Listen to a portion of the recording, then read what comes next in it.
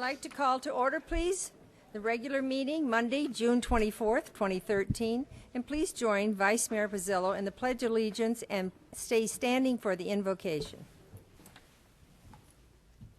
I pledge allegiance to the flag of the United States of America and to the republic for which it stands, one nation, under God, indivisible, with liberty and justice for all.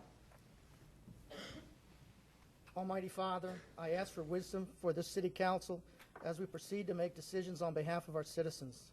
I also ask that you protect our men and women in uniform serving our country, both at home and overseas, from harm.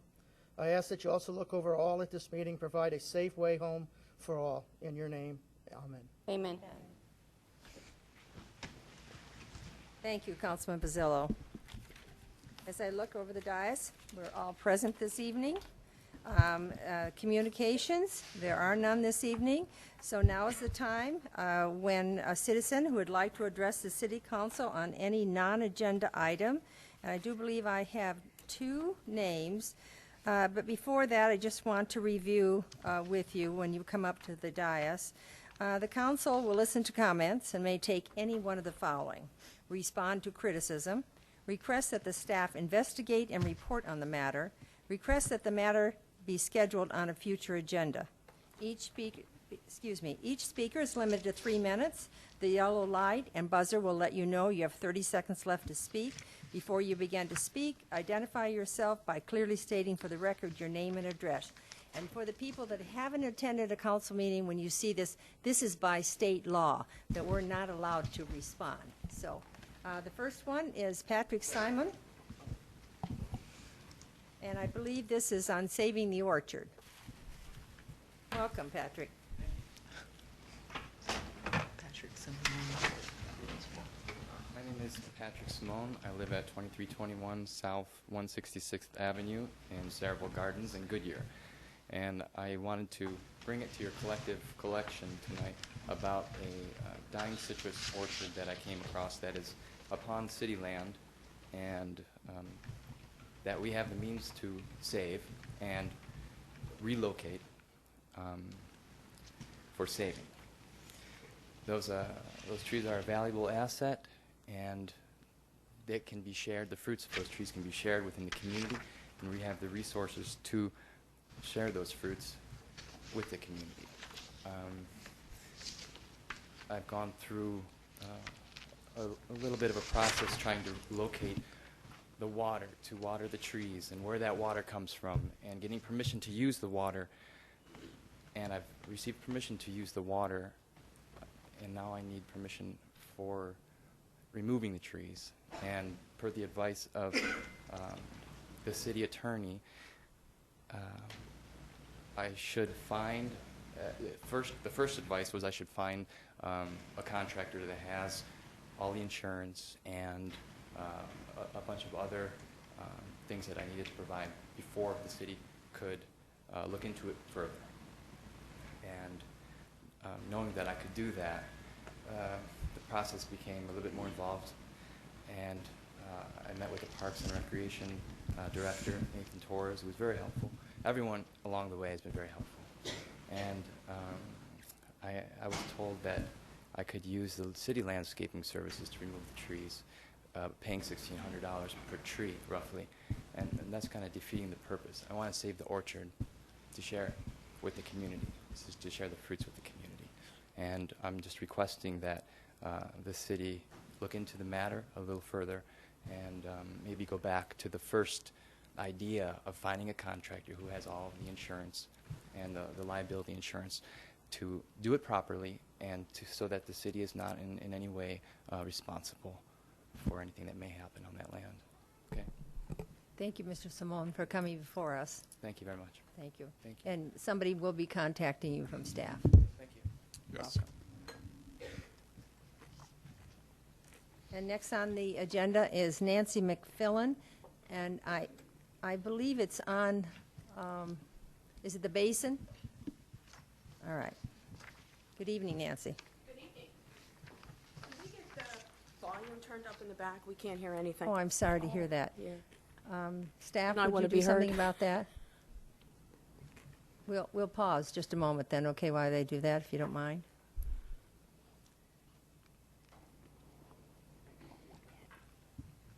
There will be a day when we'll have better sound.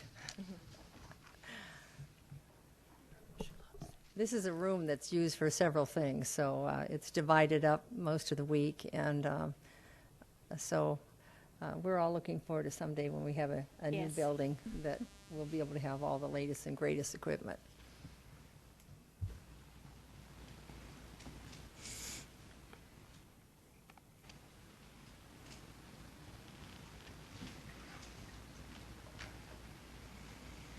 I'm going to assume that she's back there by now and has said something to him, so if you'll start, I appreciate it. My name is Nancy McFillin, and I'm a resident of Australia Mountain Ranch. I'm here tonight, again, concerned with the retention basin issue. This is almost a year old in August since I've been speaking with various different departments within the city. Came to City Council October 22nd of last year, came 2 weeks ago. I'm communicating with you, you're not communicating with me. How do we fix that? Is that, are you done? That's my question. Thank you for coming up, and staff will get back to you. You know the rules, so we can't respond. I do think the city manager can respond in one way, so Brian Dahlke, would you go ahead? Yes, Mayor and Mrs. McFillin. In November, we did do some follow-up according to our records. We would like to talk with you again, but there was information provided at that time. That was in November of this past year. And we will also, this coming Monday, we'll be having at the council meeting a presentation on retention basins and street lights, the acorn lights. So that'll be coming before the council this coming Monday. Will there be a fix to the problem, or is it just a presentation? It's a presentation to council at this point with recommendations. For a fix, I'm assuming? Yes. Okay, thank you. You're welcome. All right, let's go to the consent agenda. And would the city clerk please read the consent agenda items 6.1 to 6.14 by title only, please? Item 6.1, approve draft minutes of a special meeting held May 6, 2013, a regular meeting held on May 13, 2013, Oh, a special meeting and a regular meeting held on May 20, 2013, and a special meeting held on May 22nd, 2013. Item 6.2, approve liquor license agreement with Palm Valley 5 Community Association, approve license agreement with Palm Valley 5 Community Association to maintain Trianda Terrace monument sign located near West Star Drive and 152nd Avenue. Item 6.3, adopt Resolution 13-1545 authorizing the mayor to execute an intergovernmental agreement with Maricopa County for disaster and emergency management services, providing for separability and providing for an effective date.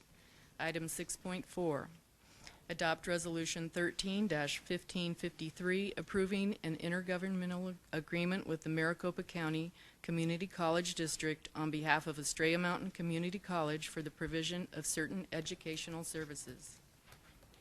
Item 6.5, approve a request for a preliminary plat for Estrella Parcel 9.1, subdividing 22.91 acres into 92 single-family lots and 11 tracts, located approximately 800 feet north of the northwest corner of Estrella Parkway and Willis Road within the Montecito Phase 3 planned area development subject to stipulations.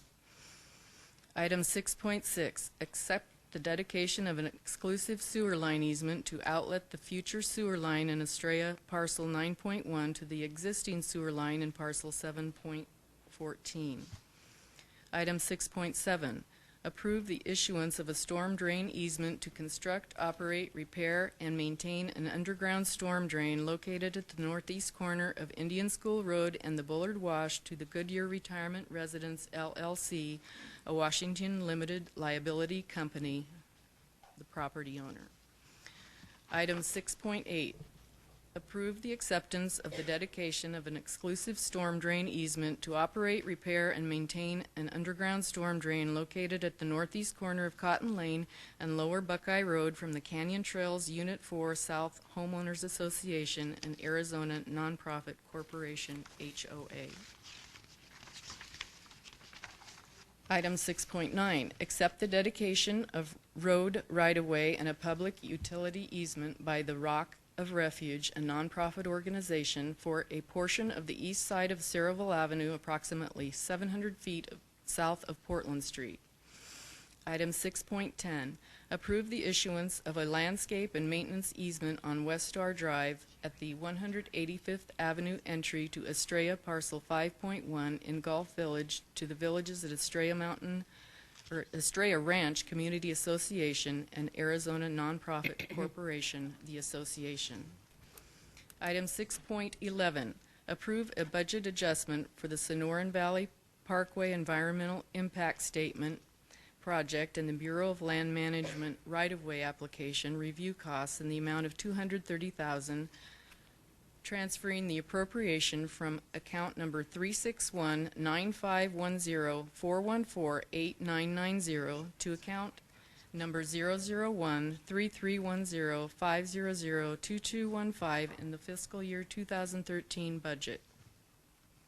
Item 6.12, approve fiscal year 2012-2013 third quarter budget transfers. Item 6.13, authorize the city manager to enter into a 6-month lease agreement with Sun City Area Interfaith Service Incorporated, an Arizona corporation doing business under the trade name of Benavia, to lease the office located on the first floor of City Hall, identified as room 118 on attached Exhibit A. Benavia will provide grocery shopping services to qualified residents of Goodyear. Item 6.14, approve and authorize the city manager to execute a reimbursement agreement with BT Goodyear LLC, authorizing the reimbursement payment of $89,673.16 for public infrastructure improvements to South Cotton Lane near the Broadway Industrial Park at 17300 West Broadway Lane or Broadway Road in the city of Goodyear at Maricopa County, Arizona. Thank you. Does anybody wish from the public to remove an item from the consent agenda? I think I see a I'm hand. sorry, Mayor. What? I need to reread one. One moment, please. I need to reread item 6.5. Okay. And the Approve. reason, did you misread it, or? I misread Oh, you it. did, all right. Approve a request for a preliminary plat for Estrella Parcel 9.1 subdividing. No, we need this one. That's No, she read that one. Yeah, I thought she read it too, but I crossed them off as you went. Yeah. Oops. Approve the acceptance of the dedication of a non-exclusive easement to operate, repair, and maintain the interim drainage improvements located just south of McDowell Road at the Bullard Wash from the Flood Control District of Maricopa County, a municipal corporation and political subdivision of the state of Arizona. Thank you. There has been, Nancy McFillan has asked for an item to remove from the agenda. Do we know which one? Can you come forward? Why don't you come forward and say that in the microphone, please?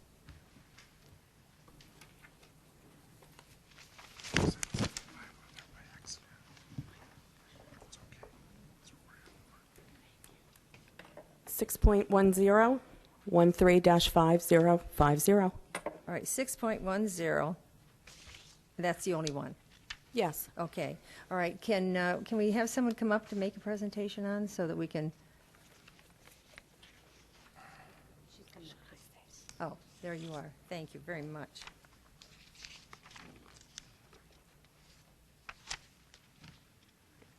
Mayor and council members, my name is Linda Beals. I have the agenda item 135050, which is the issuance of a landscape and maintenance easement to the villages at Estrella Ranch Community Association. As noted on the council action, we had received an application through Newland Development and for a landscape and maintenance easement at the corner of West Star and 185th Avenue. It's the entry to a development that they're working on, Estrella Parcel 5.1. They have requested I don't know if Elmo is working or not, but they have it's working. requested a landscape easement in order to put in landscaping in the center portion of It's working. median. If you have Is a it? drawing, please put that on.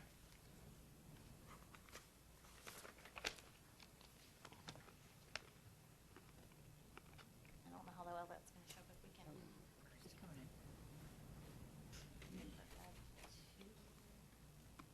It's up here in the corner here. This is West Star, and this is 185th Avenue. And what's happened is, as part of this development, the yellow area is part of the actual 5.1. West Star Drive was previously dedicated to the city of Goodyear as an in fee, so we own it. Well, they want to do an entry statement with landscaping, and as part of that, they needed the ability to get into a portion of the area that was already dedicated to the city. When you say they, how about just saying who they? At that point, it was Newland. All right, thank you.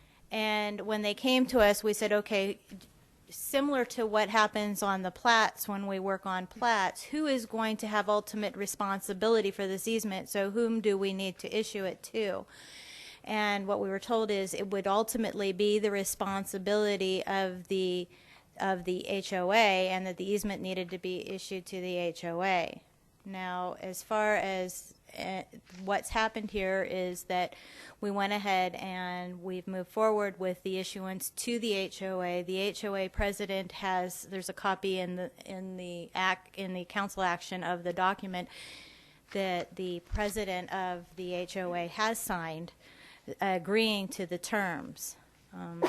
And I think the question tonight is going to be, and we'll let that, is with regard to who's going to actually complete the construction of it. It's in the easement as we have to do, otherwise we would not, it would be questionable whether the city would have to do it. The city is not going to be responsible. It is either the developer or the HOA. The holder of the easement is ultimately responsible, but it's a question of whether or not their agreement we're not party to. So if there's an agreement between the HOA and the developer as to who's actually constructing, we're not party to it. That's right, so we have no jurisdiction over that Right, right. agreement. What we've done is process the application that we received in the manner that was requested. And you have the final paperwork from the HOA that's signed off, that Right. agreed to this. My question is, and I'll turn it over to the council, I shouldn't have charged, I'm sorry. You can see I've been away. I just came through and charged in, didn't I? So is this how we handle, is this a norm within doing communities like this? Right. It is typical that the homeowners association will be ultimately responsible. It's typical on the plats also. You're going to find that on most of the plats, they're going to dedicate the tract areas to the HOA, and the responsibility will be placed upon the owner of the property. Now, like I say, how that gets dealt with behind the scenes with we're not party to it as far as with the developer. Essentially, Ms. McFillin that came up this evening, her appeal should go back to her homeowners association. Is that correct? Correct. Since all the paper is in order that we seem to have at this time, this is a norm of Right. and I have not read their homeowners association papers, or have I looked at her contract. And in fact, there may be a clause in there. So I'll be quiet, and I'm going to let the rest of the council talk. Yeah, Mayor, Councilor Campbell. if the city has on file a signature of the HOA president saying that they are going to assume responsibility, who are we to question that? Then That's what they want to do, and it's within the purview of our business, so we should grant that. That was my read into it. I mean, That's just my opinion. All right. We don't typically make them come forward with all No. of their agreements. All right. Any other comment? Councilman Stipp. I don't know if this is appropriate or not, but I'd actually like to hear from Mrs. McFillin if there's a specific, we're kind of going on an assumption, and she may have something that. My specific concern is liability. If it gets approved tonight, and God forbid anything happens, then that responsibility and liability goes to the VCA, which is our homeowners. Al Bradley is the president, However, there's 5 board members, and this was not done in an open meeting. The other board members, we have 2 resident directors on that VCA board. They didn't get to hear anything about this. So as of tonight, if this gets approved, the responsibility falls on us. And if there's a problem, it comes out of our HOA dues, and I don't think that's appropriate. So I think it should be to the developer and take the association out of it, because theoretically, the subdivision won't be turned over to the association for a couple more years once it's properly inspected. So my question I then don't get it. for Linda becomes, we just approved the easement. What happens after that is not, we're just giving them the authority to build it. What happens after that is not our legal Correct. responsibility or concern. Is that correct? Which is essentially the same thing that happens when we approve and record a plat in most cases. Right.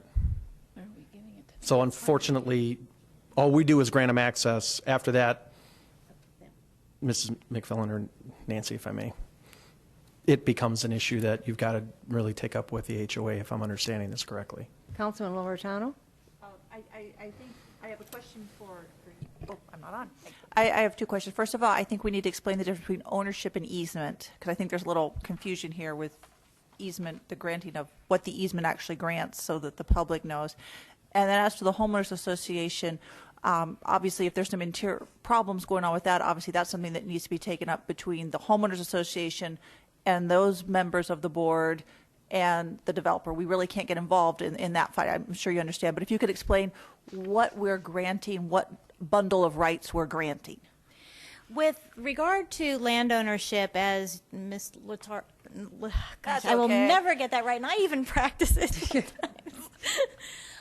Anyway, what occurs is that there's a group of a bundle of rights in a property, and those rights include a lot of things, including the base ownership. When you own a property in total fee, which you'll sometimes hear me discuss at council, that means you have all of the rights. But when you lease a property, when you give up easements on a property, you give up a piece of the rights. In this particular case, we will continue to own the roadway and the rights underneath the roadway. What we're giving up is the right to some of the surface use, because we're allowing under an easement, which is a grant essentially to use it for a purpose, but not necessarily the whole bundle of rights. What we're giving up is the right to use some of the surface so that the HOA and the developer can go out there and put in the entry landscaping on this portion of our property. It also comes with some obligations on their part because it's an easement, and we do put in there that the liabilities are covered for the city and whatnot. Should something happen out there, they will have to indemnify us, and they will have to protect us if something were to go wrong, which is typical in most easements. Any other questions? Thank you very much. So at that, I'm going to ask for a motion and a second, please, for items 6. No. Oh, I'm sorry. Did somebody else have something to say? I'm sorry. Councilman Bazzillo, Vice Mayor Bazzillo. Just had a comment on 613 if you're moving to the other Oh. pieces. All right. Is anybody here from Benavia? Yes.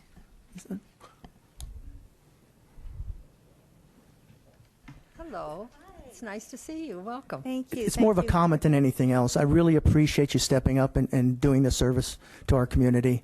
Thank and you. I wish you all the success. Thank you. We're really, really excited about doing this. We already have a small cadre of volunteers starting to do the service, so we're going to grow it really big. I appreciate the effort. Thank you. Thank you Well, for your support. We really I'm sorry I appreciate didn't it. recognize you. I didn't realize you were here this evening. And Joe, thank you very much for doing that. So Thank that's you great. so much. Appreciate it. All right. We look forward to working with you. Since we're asking questions, can we ask a question? I wasn't going to pull it off a consent to ask, but since we've already got you up, how many Goodyear residents do you have in your program? Actually, I think there's a total of 8 to 10 or more.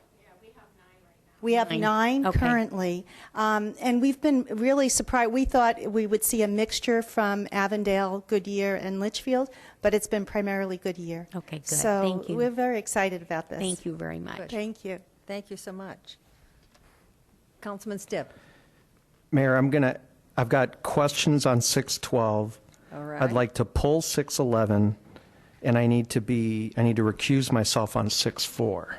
Wow. Recused. We got Okay, so started, I couldn't. 611 you What are want we gonna pulled. do? 611 pulled All right, entirely. let's do 612, because you just have a question on that. Yeah, 612 is a very simple The third question. quarter budget transfers. Yes. And we didn't answer that in our last? No, we work- did. Oh. But just because sometimes perhaps people aren't watching the work session. Oh, We have two transfers in there that are both in excess of $1 million.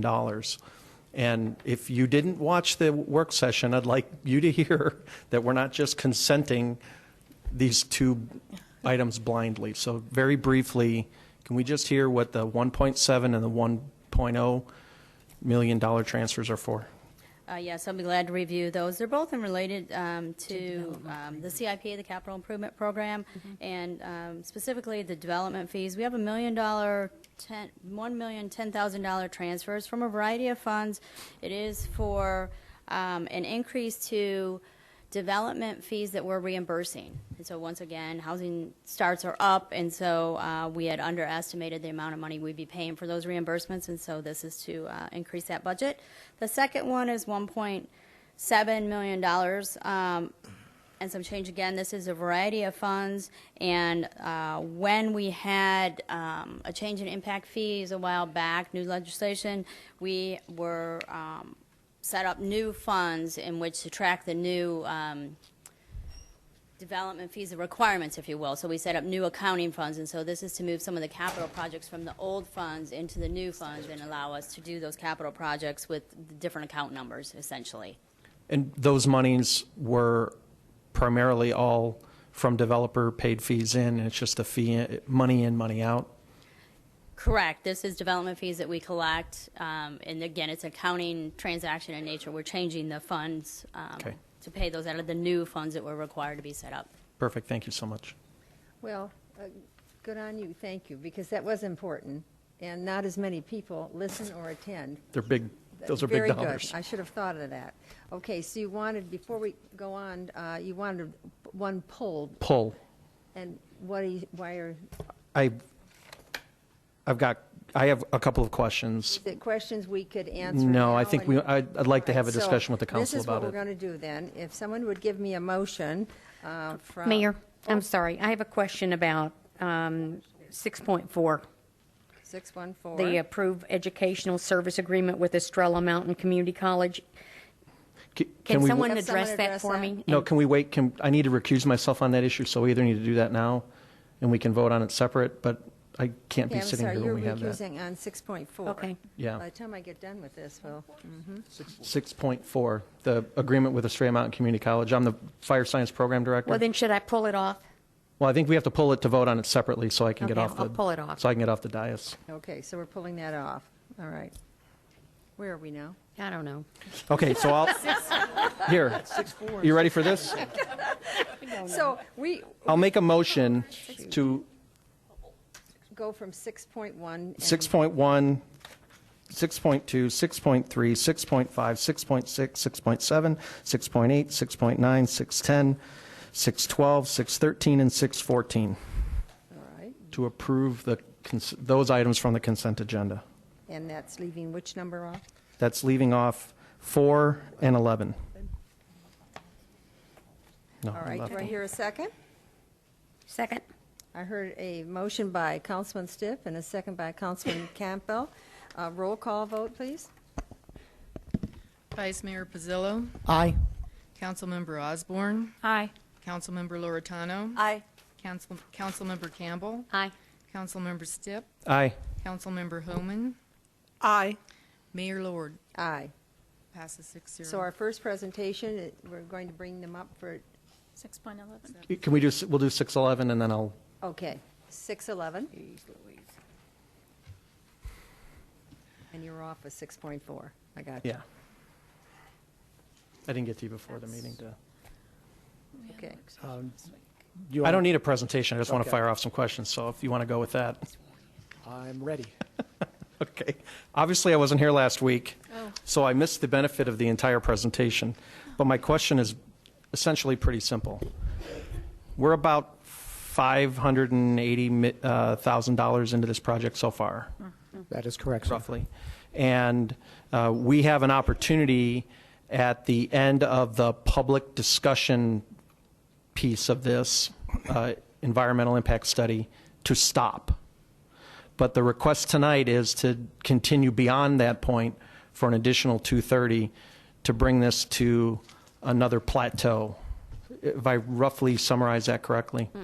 Mayor Lord, Councilmember Stipp, yes, you summarized it correctly. What I had outlined for the council at the work session was the opportunity that if we didn't want to commit additional funds to the project, that if you were to choose a logical stopping point, it would be after the issuance of the document, have it open for the public comment period, and get the public comments back in, and then you could essentially shut the project down, suspend it. It would take some effort to suspend it. It'd take about another $20,000 or $30,000 just to kind of close it up so that it's neatly concluded to that point. And then there'd probably be some additional expenses once you start it back up again. The alternative that's recommended by spending the additional funds is not to take it to another plateau as much as to take it to its conclusion as far as actually obtaining a right-of-way permit for the property across the BLM.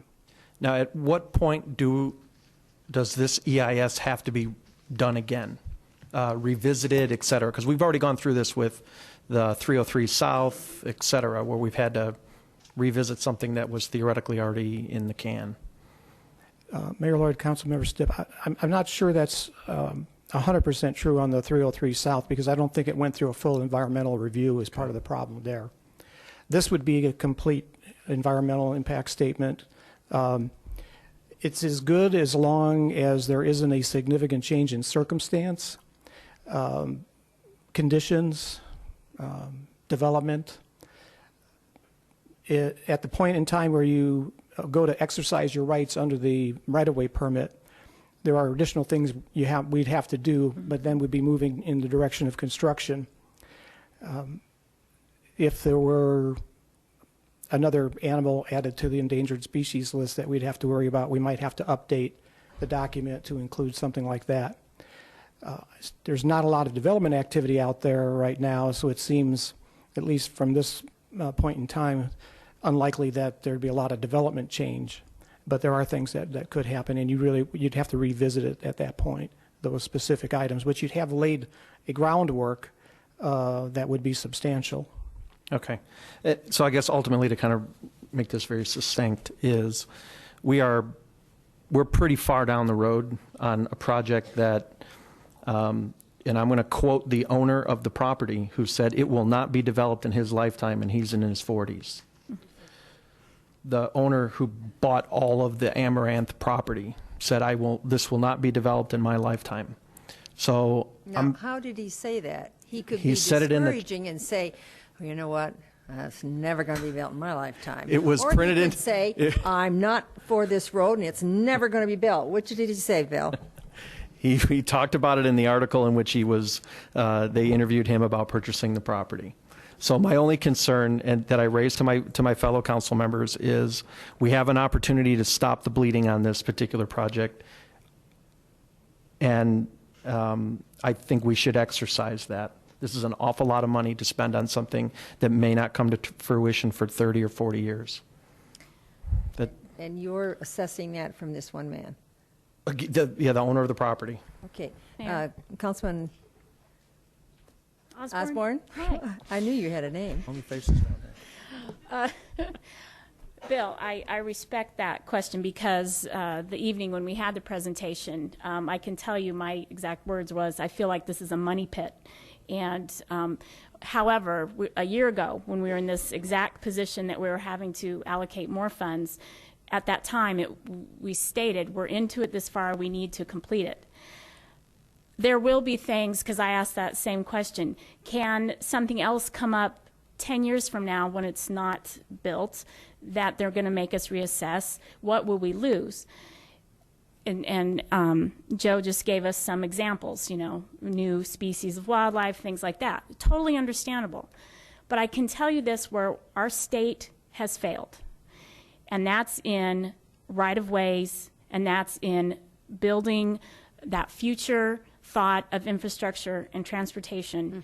And so even though it may be 30 years from now, and it feels like we're bleeding, and it feels like a money pit, and I'm tired of writing a check to something that we really, BLM is holding our destiny on this. We really don't have a lot of control over. But at the end of the day, if we can secure that right-of-way, and we can say that it's there, even if it's 30 years from now, I'd rather have that done. And you know, but I understand where you're coming from, because I had those same concerns, and it irritates me that it's costing this. But I think at the end of the day, for future planning, it's what we need to get finished. Okay. Any other questions? No, that's all I had. All right, so let's go ahead and vote on 6.11. So I hear a motion. So moved. A second? Second. Who was that? Sharon. Sherilyn. So I heard a motion from Councilman Campbell and a second from Councilman Holman. Let's do a roll call vote, please. Councilmember Osborne. Aye. Councilmember Loretano. Aye. Councilmember Campbell. Aye. Councilmember Stipp. Nay. Councilmember Homan. Aye. Vice Mayor Pizzillo. Aye. Mayor Lord. Aye. Passes 6-1. All right, so do I need a motion to excuse Councilman Stipp? Okay, so if you will go and Yeah. close yourself, sequester yourself, we'll go ahead. And so I need a motion on 6.4, please, and a second. So moved. Second. I heard a motion by Councilman Loretano, a second by Vice Mayor Pizzillo. Roll call vote, please. Can we have discussion, please, Oh, Mayor? yes, I'm sorry. Thank you. Discussion? Yeah, who can answer the questions for me? Oh, thank you, Russ. Do I understand this correctly, that it's not really going to cost the city any money, but we are going to allow our fire personnel to be instructors at this Estrella College fire station? Is that correct? Mayor Lord, Councilmember Campbell, that is correct. It's not going to cost the city any money. If anyone serves as a fire instructor at Estrella Community College or any of the other Maricopa Community Colleges, they do so off-duty and on their own time. There's a clear separation. Okay, but what I was going to ask, does Estrella pay that instructor to do this? Are they just volunteering their time to train our fire personnel? Mayor Lord, Councilmember Campbell, for the most part, fire personnel around the valley at several departments serve in roles as instructors. Sometimes it's paid. Sometimes they will show up and help out. For the most part, this was a paid position, no different than any other secondary employment. Okay, and are we going to utilize this location versus the Glendale training facility, or are we going to continue to use both of them? Mayor Lord, Councilmember Campbell, we would use both of them, but for the most part, this will be taught at the station on the campus and also out at our training site on Lower Buckeye. Okay, thank you very much. That's my questions, Mayor. Good. Thank you. All right, very good. So I have a motion and a second, so roll call vote, please. Councilmember Loretano. Aye. Councilmember Campbell. Aye. Councilmember Homan. Aye. Vice Mayor Pizzillo. Aye. Councilmember Osborne. Aye. Mayor Lord. Aye. Passes 6-0. Great, thank you. Great discussion, everybody. Thank you. Bill, all right. Councilman Stiff has re-entered. So we'll go on to the business agenda, and this is always just a great moment. I love hearing this because this is our young people working and helping the cities, and this is our future leaders, and I know that's sort of a sentence that's used a lot, but I really do feel about that. So Matt Lagori will recognize the 10 members and the one alternate. I guess I should read that through so they know it. So I'll say tonight they'll be appointing 10 new members and one alternate to the Youth Commission. Before we do that, we'd like to recognize the 4 outgoing commission members for their contribution to the City of Goodyear during their terms on the Youth Commission. Matt? Thank you, Mayor. I'm happy to stand before you today to recognize the contributions of Olivia Shaw, who's standing beside me here today, and 3 other distinguished teen leaders in the Goodyear community. The last 10 months, I've had the pleasure of getting to know Olivia Cabria Nelson, Victoria James, and Frank Garcia through their work on the City of Goodyear Youth Commission. These 4 outstanding young people have been great ambassadors for the city, participating in various city events and service projects throughout their term. During their term, they participated in the following projects and events: GAIN, the Goodyear Health and Safety Expo, the Fill a Need program, the Tale of Two Cities Parade and Festival, the Goodyear Get Out the Vote campaign, the Centennial Trail Cleanup program, Make a Difference Day, the Parks and Rec Master Plan, and a holiday project at West Valley Hospital during the Christmas season. While I'm sad to see them go, I'm confident that they will go on to do great things and bring great pride to the Goodyear community. With that, I'd like to turn it over to Mayor Lord to present Olivia Shaw with her certificate of recognition. Olivia, come on up here, because you've really shown a leadership as chairing this group, and that's a big effort. Because to get a bunch of young people together all at the same time with the schedules that you all have now with your schools, that's very difficult. And then to lead in the tone of the leadership you did, we're just so terribly proud of you. And I wanted this opportunity to hand this to you and to shake your hand. And also I want the council, we're going to go down this way this time behind Cheryl Lynn. We're going to take a picture of her, all of us. So I'm going to hand this to you, give you a hand of congratulations. And I know your parents must be terribly proud. But speaking of the parents, you know, it's like there's always a good woman behind a man. Well, there's always great parents behind leaders. Oh, I'm sorry. You got it?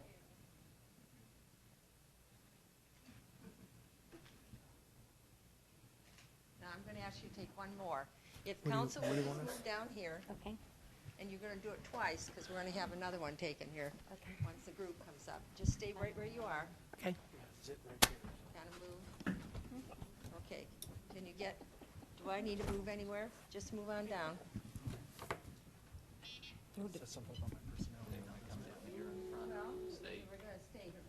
Can you get us good enough?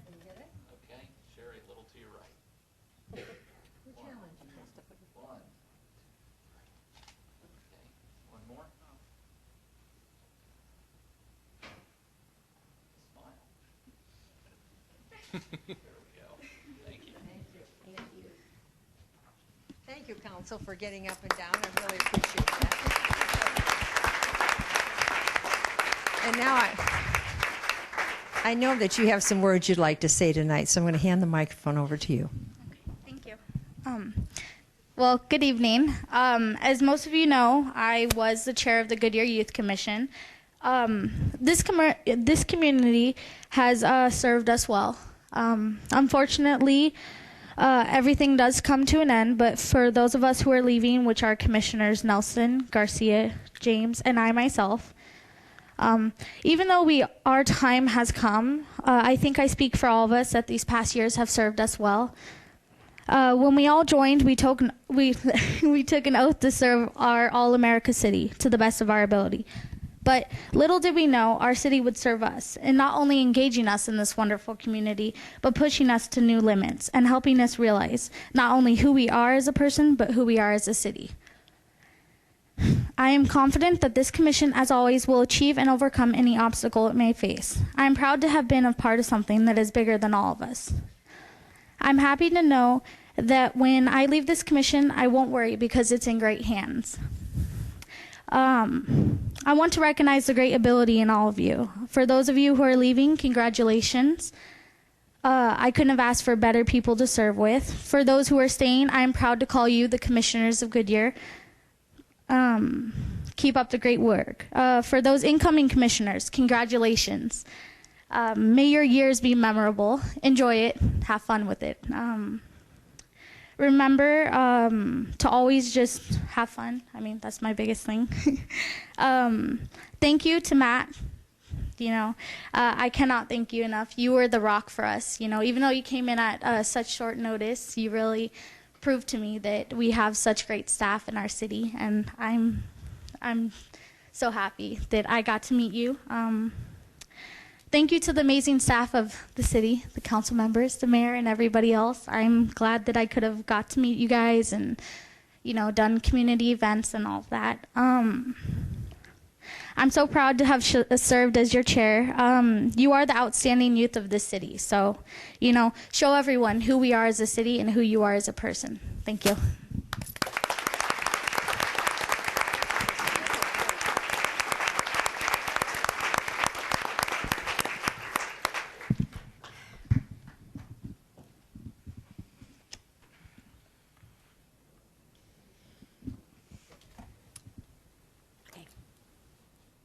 Thank you, Olivia. So with that, we'll go ahead and move on to the appointment of the new Youth Commission members. As I touched on previously, the terms of 4 youth commissioners have just recently expired.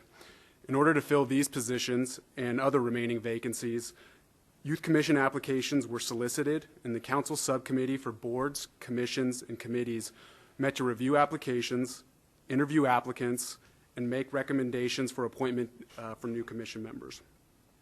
After completing that process, the subcommittee has decided to recommend the appointment of Michelle Coyle, Mackenzie Ayers, Veronica Galick, DeAnthony Wilkins, Rachel Wynea, Devasia Nelson, Bliss Hickman, Erica Green, Daniel Rivera, and Emily Hines as members of the Youth Commission to serve 2-year terms, and the appointment of Sarah Pappenfuss as an alternate member of the Youth Commission to serve a 2-year term.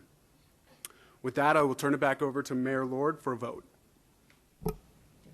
Or a motion and a vote. Thank you. Could I have a motion, please? Mayor, it's my pleasure to move to appoint, and I'm going to read them anyway. Michelle Coyle, Mackenzie Ayers, Veronica Galick, DeAnthony Wilkins, Rachel Wynea, Devasia Nelson, Bliss Hickman, Erica Green, Daniel Rivera, and Emily Hines, and Sarah Pappenfuss as the alternate member. Thank you. Do I hear a second? Second. We heard a motion by Vice Mayor Osborne, a second by, I have 2 vice mayors right now. Councilman Osborne and second by Councilman Stiff. Open for council discussion?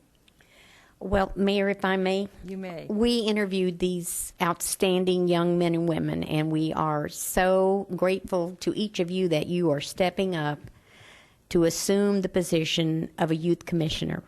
We expect great things out of every one of you, and we want you to know that we're here to help you, to mentor you, to work with you, and we thank you for saying yes. You're all a wonderful group of students, and to those that are leaving our commission, you proved yourself to be absolutely outstanding, and Olivia, you were a wonderful chair, and we thank you so much for all of your work and dedication. And, of course, we thank Matt, who is extraordinary with these young people, but we thank you all so very much. Any other? Mayor. Councilman Osborne. It was a real pleasure to meet each one of you, and I have to tell you that if you're looking for energy in life, go hang out with teenagers, because it's always a lot of fun, and it's even more exciting when you see teenagers that step up, just as you said. And I'm looking forward to the differences you'll make in our community. And I like to see that the teens that do these types of things, I call them our 20%ers, because they will be those leaders in the future, the 20%ers that do 80% of the work, and we know that you're starting now, and so we look forward to everything you'll be doing and making a difference. Thank you. I'll start down at the end. Councilman Stiff. Well, I also sat on the council subcommittee, and not to steal the mayor's thunder, but to applaud the parents. These young men and women would not have done as well in an interview without a very strong presence at home. And it's clear that they're coming from very strong backgrounds. And I'm very excited about what the Youth Commission is going to be able to do for our community. And so parents, pat on the back to you. Thank you. Councilman Loretano. I'm going to echo what everyone else has said. First of all, thank you, Matt. And I didn't sit on the subcommittee, so it's the first time I really get to meet you. And congratulations, John. Congratulations to all the parents and everyone in the audience who are here for y'all. And don't look so scared.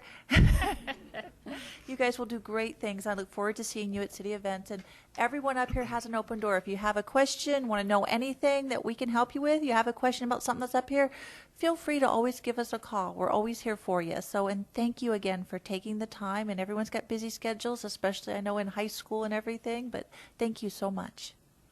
Councilman Vice Mayor Pizzillo. There's not a whole much more to add to all that, but to say welcome aboard, and I know you'll do great things. All right, then we get the duty now and the cheer of this.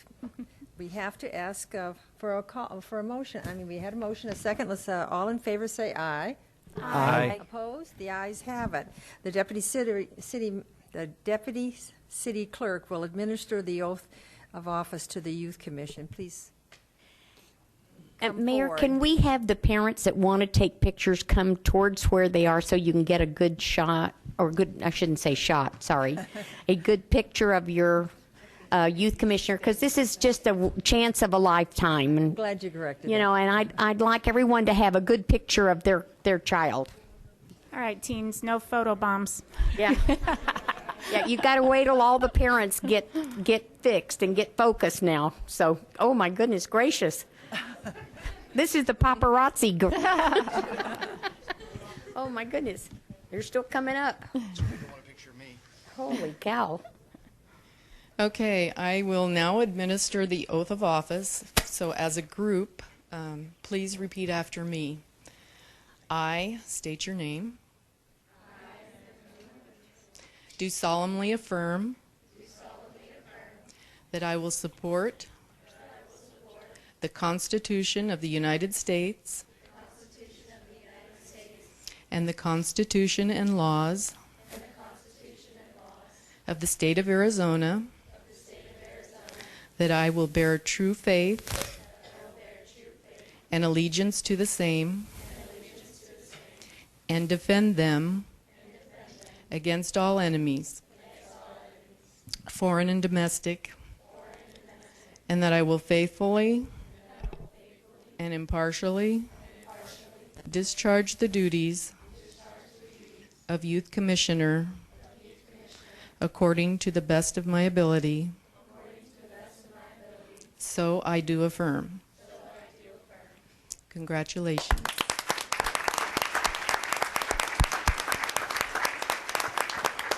Yeah. If you would come up, we all want to shake your hand. So if you'll just start over here, and then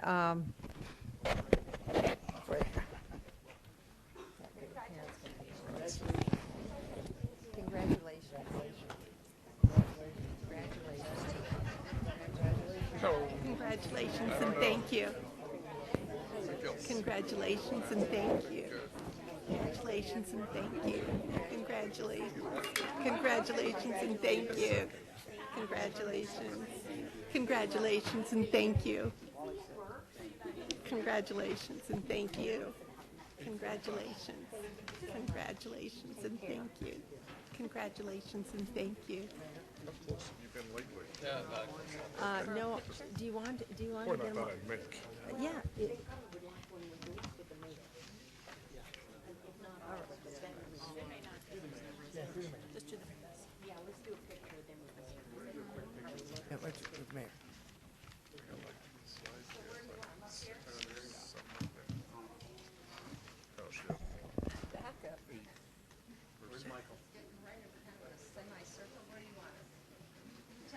Yeah, semicircle would be good.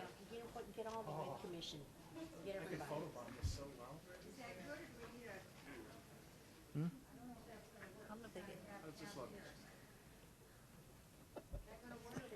Stop it, Bill. Keep him under control. You were photo.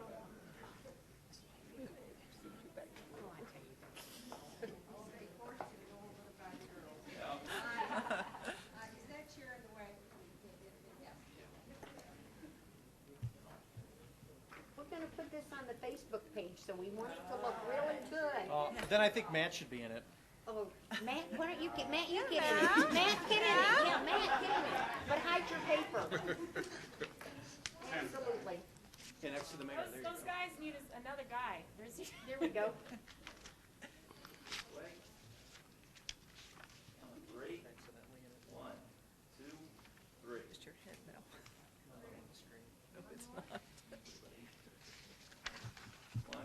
2, 3.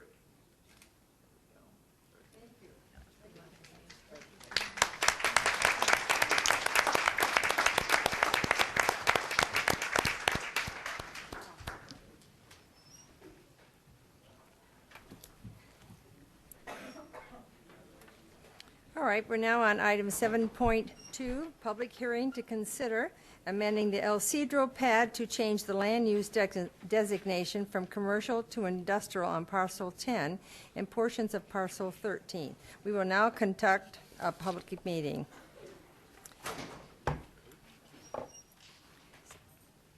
Steve Karashiev to present. Oh.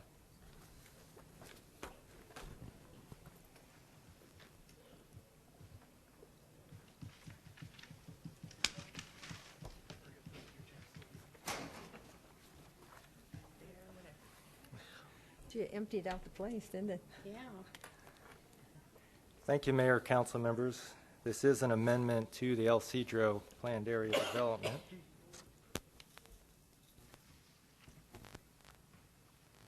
The overall PAD is about 637 acres. It's the area outlined in red, basically south of Lower Buckeye, north of MC85, between Cotton and Citrus. Two parts to this PAD amendment request.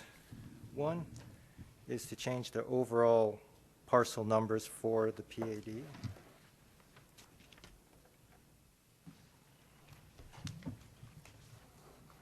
And this is the existing condition for the PAD today with those parcel numbers.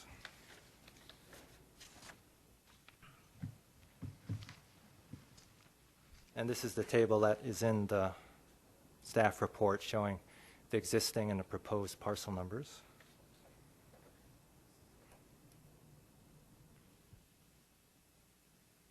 The second part of the amendment request is a change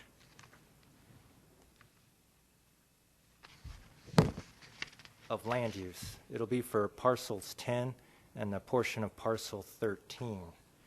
And that change is to go from commercial to industrial.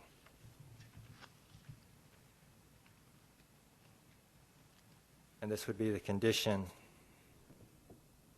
if the PAD amendment is approved, showing the revised parcel numbers, and that area shown as parcel 7 will be industrial, along with parcel 9, that portion of parcel 9 owned by the city.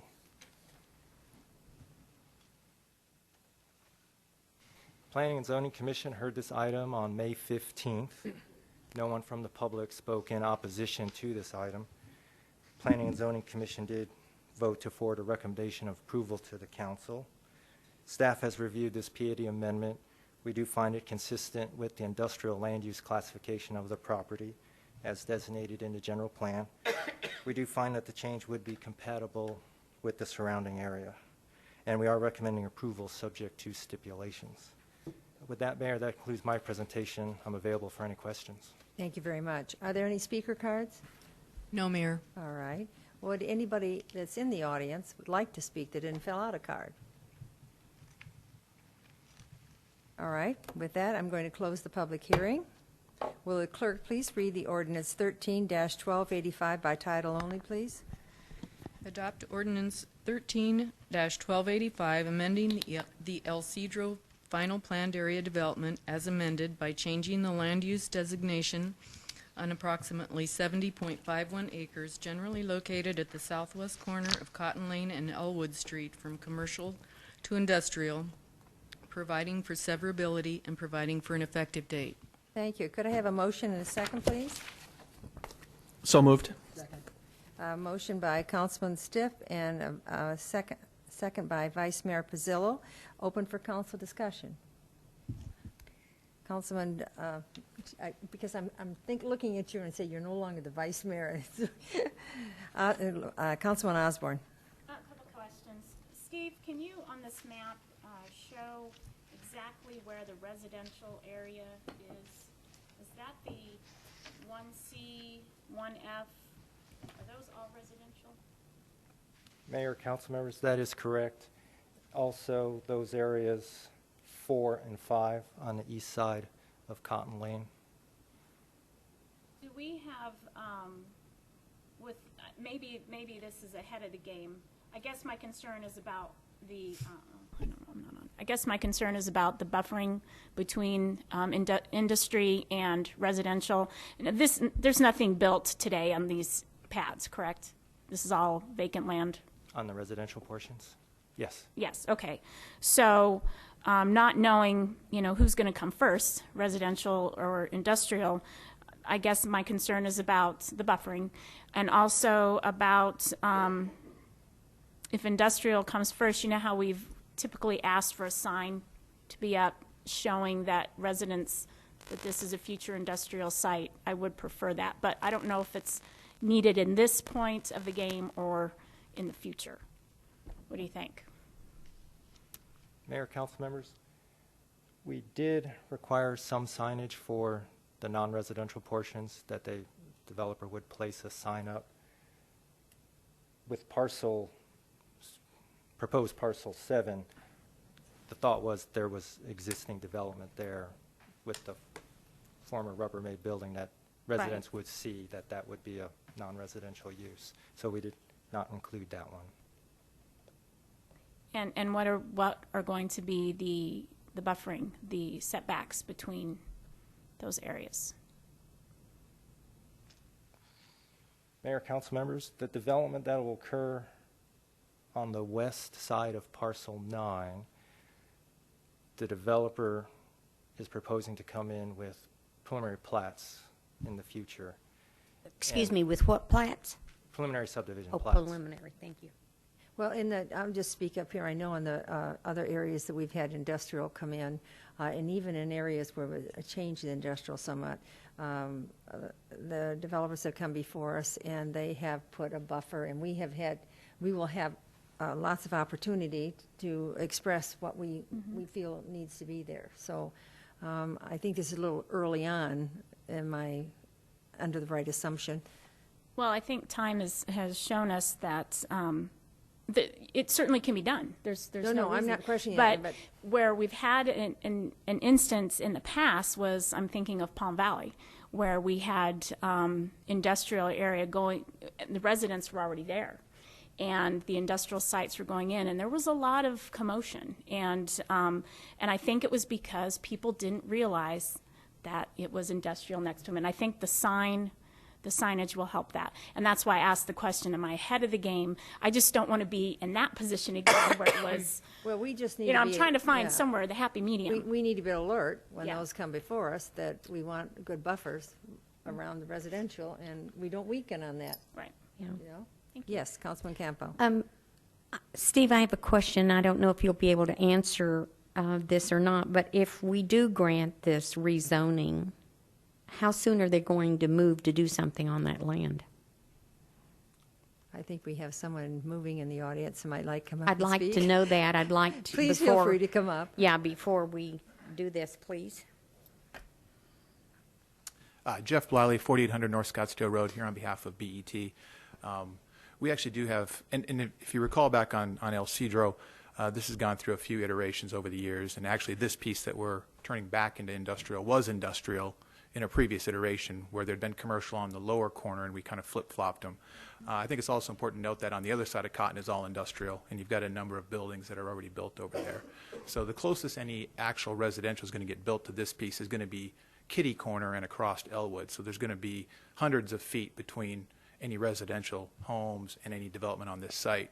To answer your question with regard to the development of the site, we do actually have all of the industrial property, including the Rubbermaid site and this site, in escrow to sell to an industrial developer who I've also been tangentially working with, and they are anxious to move forward with some site planning. They do have some development plans for this site, so hopefully this rezone will then spur that, because we think this is a pretty good property for the industrial. Any other? Thank you. Councilman Stipp? Steve, this question is for you regarding the changes to our development process. I'm going to look towards Sherry. We have timelines now. Does this, it's not really related to this project necessarily, but does this fall underneath any of those new timelines that we now have in place that we didn't previously? Mayor, council members, all our applications now in response to Senate Bill 1598 1598 do have timelines set, review periods. They set out the process. Okay, so we approved this tonight, and this sits for another 3 years. I think that period is far less than that. 2 years? So what happens? Does it go back to commercial? Mayor, council members, those timelines would, and I apologize if I misunderstood the question, would apply if they came in for a site plan or a subdivision. This action, there is once, if approved, will stay with the land. This parcel 7 will be industrial. Okay, so this doesn't sunset later on if no action is taken? No, sir. Okay, thank you. Any other comments? I'm just glad to see action again on this. It seems like when I got on council the first time, this came before me. And so it's just a pleasure to see that we're moving on, and it means we're finally coming back on our development, and we're very, very pleased. Well, I've been at the firm I'm with since I left Surprise for almost 9 years, and this was the first project I started on, so we've been working on it ever since. So we have something in common here. Yeah. Thank you very much. Mayor, I know this may not be appropriate, but it might be. So if I say something and I'm not supposed to, please tell me not to. The lawyer is right over there. He's going to. Well, no, I'm more worried about the mayor. Oh, you're afraid the mayor's going to. Yeah, than the lawyer. She but could. I can't say I won't. Well, the mayor and I, the mayor is the chair of the GPEC ambassadors, and I happen to be an ambassador. And I sat at a meeting with 4 firms that were telling us what they look for when they come into a city, and how they're looking for ready-made buildings because they don't want to take the time to build. And I'm just so happy that you're working with someone that wants to do something with that, because I know there's companies out there that want to come, but we don't have buildings for them. So we thank you for investing in Goodyear, and this is the place to be. So is that okay? That's great. Okay. I loved it. Thank you. Okay, are we ready for a vote here? Okay. So roll call vote, please. Councilmember Campbell? Aye. Councilmember Stipp? Aye. Councilmember Homan? Aye. Vice Mayor Pizzillo? Aye. Councilmember Osborne? Aye. Councilmember Loretano? Aye. Mayor Lord? Aye. Passes 7-0. Thank you. Now we will conduct a public hearing on a proposed increase of $137,398 in a primary property tax levy and Resolution 13-1547, which adopts the final estimates by the City of Goodyear for the fiscal year beginning July 1st, 2013 and ending in June 30th, 2014. So I now open the public meeting, and our city manager, Brian Dahlke, present. Mayor, members of the council, it's a pleasure to be here tonight. Looking forward to the adoption of the fiscal year 13-14 budget. This has been a marathon. We actually started this in November when we looked at tax policy and had the retreat with council. And then several work sessions and presentations and actions by council along the way. That includes revenue projections in April, and then tentative budget adoption, et cetera. So a lot of work behind the scenes, in front of the scenes. So we're at that point now where council will consider for adoption. So we have, we're not going all the way back through this again. We have had several public meetings on it, but I did want to take a few minutes and go through just a little bit of the framework. One, again, as a reminder, if the public is looking at this for the first time, wanted to make sure that it was understood that we're cautiously optimistic. There have been a lot of items that have made us a bit nervous. If you consider sequestration and the lack in the confidence of the consumer, where we're at with the state when they were losing their temporary 1-cent sales tax, and then the governor's pursuit of looking at simplification of sales tax. So there were a lot of items that were hitting us during this budget process. Now, the good news is that there has been some resolution enacted by the state legislature on the TPT, or the tax simplification. It did not hit us too hard. We're optimistic that it will remain that way. We won't know until subsequent legislative sessions, but we dodged a bullet there, and we feel good about that.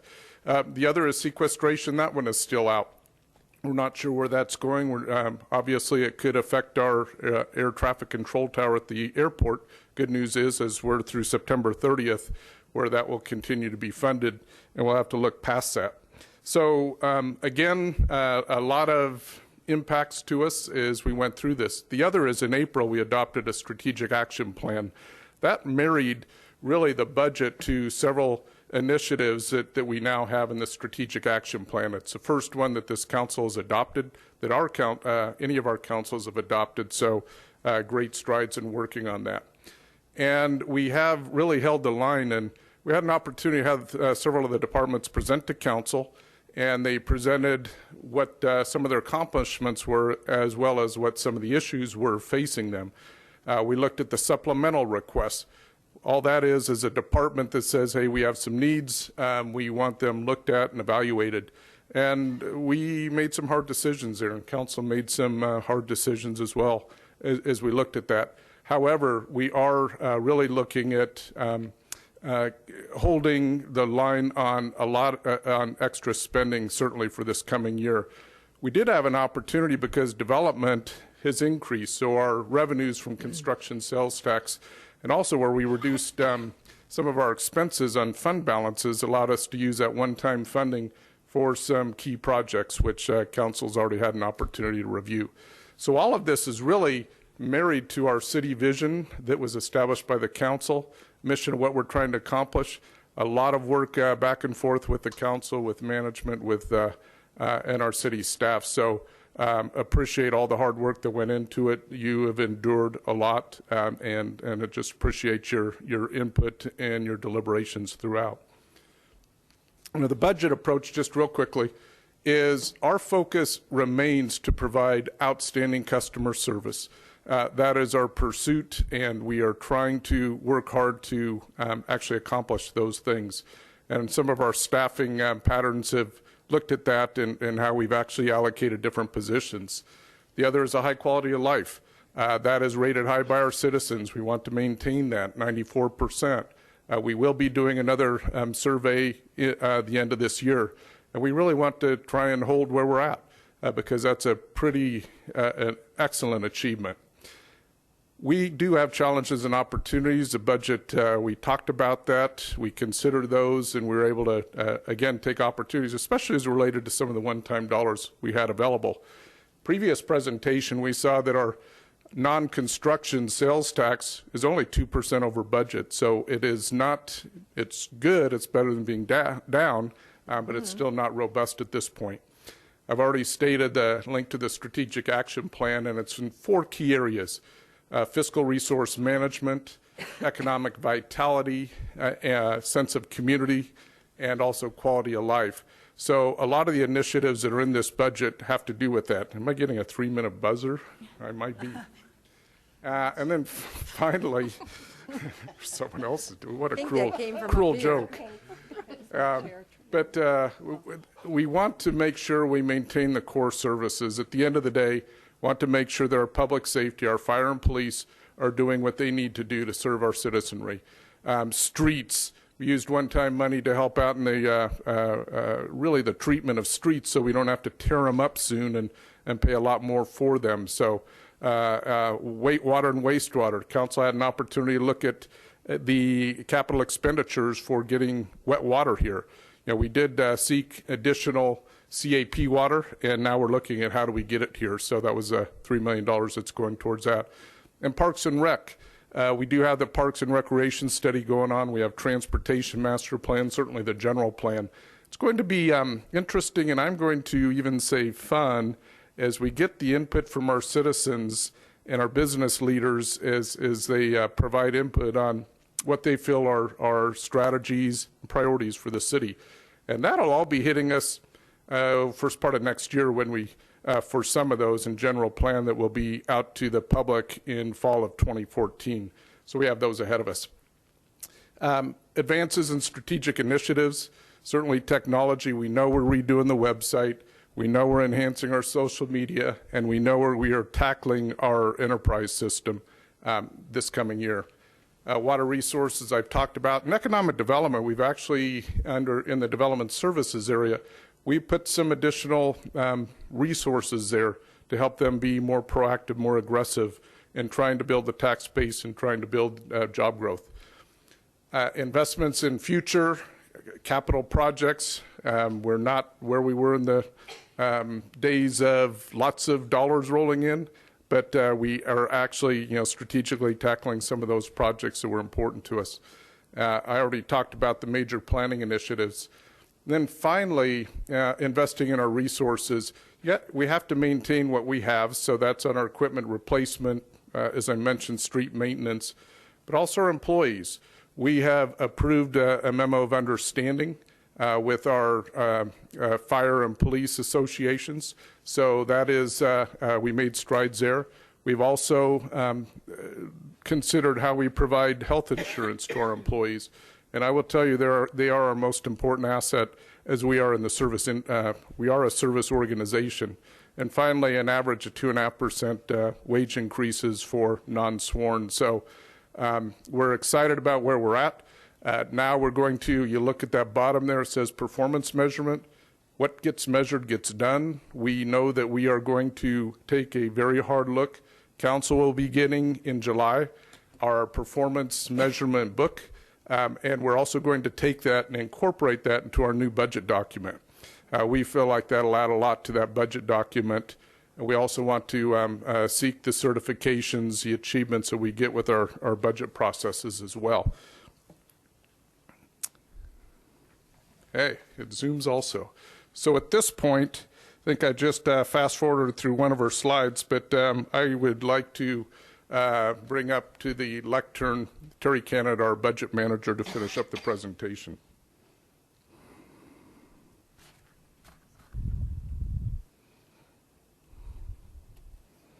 If you can get there. Oh, thank you. Thanks, Brian.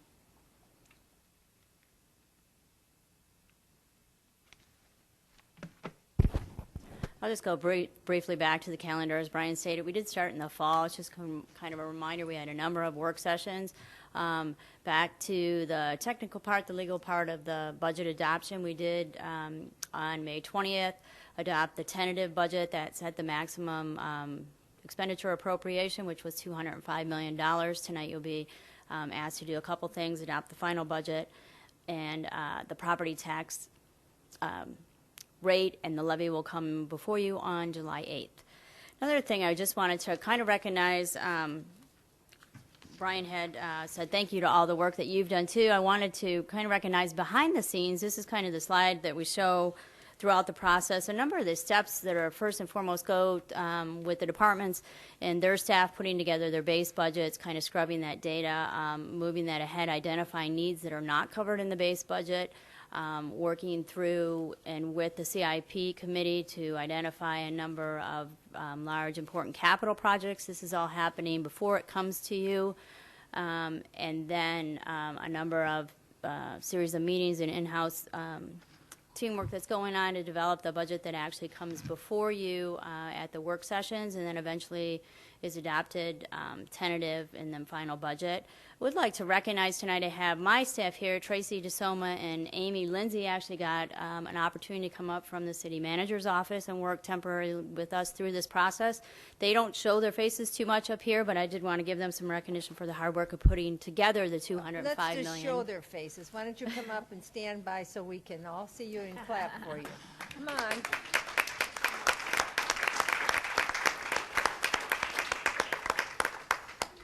See, it's always nice to see the people who work behind the scenes. And not here tonight is Ken Kennedy, who is on a wonderful excursion, I believe, in Alaska. Oh, much deserved okay. vacation.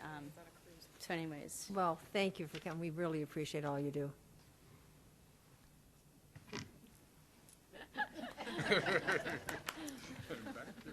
They weren't expecting that. I know they weren't. Again, the detail on tonight's actions, it is a legal requirement. We do have the public hearing that is open and we're holding. We will be voting with roll call vote on the truth and taxation and the adoption of the, reconvene for the special meeting to adopt the final budget. So with that, where does the money come from? We've seen this a number of times. Quite briefly, I'm going to touch on the $205 million. The majority of it, almost half, is from taxes and surcharges. That would be anything from property taxes to sales taxes, a number of charges that go out to our users, such as development related. We also have community services, parks and recreation fees that go in there. The other categories that are significant in nature would be your enterprise user funds at 15%. That represents anything from water, wastewater, sanitation that is customer based and driven. And then we have development impact fees coming in at 4%, grants at 1%. We have two other items that are in here. The fund balance is actually the balance of funding that's available for any carryover items. It's 23% this year. It mainly represents a capital plan that would be carried forward to the next year. We also have the offset here for the proposed infrastructure, which is in the event we have some major opportunity that comes in with a revenue source. This would be the appropriation for that funding. On the other side of this would be, where does the money go? 43% of it goes to operations. Again, as a reminder, that would be your day-to-day operations, salaries, contractual commodities for all major funds. And next is capital and one-time. Again, that represents the capital improvement program, both the new appropriation and also the carryover money. Debt service at 13%. Proposed grants and contingency, again, is that the money in the event we get a development that comes in, and then 8% is the rainy day fund within the general fund, the $16.3 million that we often talk about. And as far as the operations go, that 43% that was operations, this is the breakdown by department of that category. It does total $87 million. Again, this is everything from your general fund to your water, your wastewater, if you can think of it in terms of your day-to-day operations of the city. Combined public safety represents 33%. Next in will be utilities at about 11%, engineering at 9%. Those are your major substantial departments that carry most of your FTE and the workload activity. The detail on the capital improvement plan, again, it was brought before you, I believe, in April. The plan total for new projects next year is $12.4 million. Significant projects would include the new fleet facility. There is some major intersection improvements at Goodyear Boulevard. There is some money in there to enhance or replace the ERP system. And then another street project at MC 85 in Australia. Debt service totals $25.9 million. Again, as we have talked about before, the general obligation bonds represent the largest part of that. 46% public improvement corporation or our PIC debt, 26% utility revenue, improvement district and water infrastructure combined for the other categories of that debt. If there are no questions on some of the elements of the budget, I'll move into the information on the property tax rate and adoption here. As you can see, the highest valuation took place back in 2009, and then we kind of had the bubble, and it's been declining ever since. We are anticipating, I believe, for 15 to actually have the first increase in a number of years, which is good news.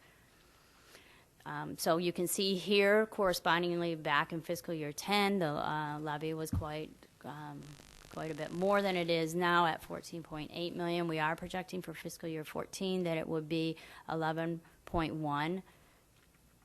The top portion of that, the primary, that goes to fund your general services. Again, your day-to-day operations. It does come into the general fund to support your police, your fire, your general government.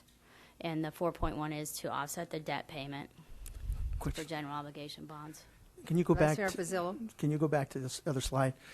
It's interesting. I look at this slide and I see some articles recently in the newspaper about how, with values going down, taxes have gone up for a lot of jurisdictions, school districts or whatever. And I'm looking at this, and over the last 1, 2, 3, 4 years, our total levy, that's the total amount of taxes that we've collected or levied, has actually gone down, and by my calculations, it's almost about 26%, somewhere around that, 27%. And I'm just doing a calculation in my head, so I think it's important to point that out, that since 2010, our total levy, or the total taxes that we have assessed, is dropped, and it's dropped significantly. So Yeah, I think this picture is a good, really great example of that. well, I'm talking about the actual money that we've assessed, as well. So thank you.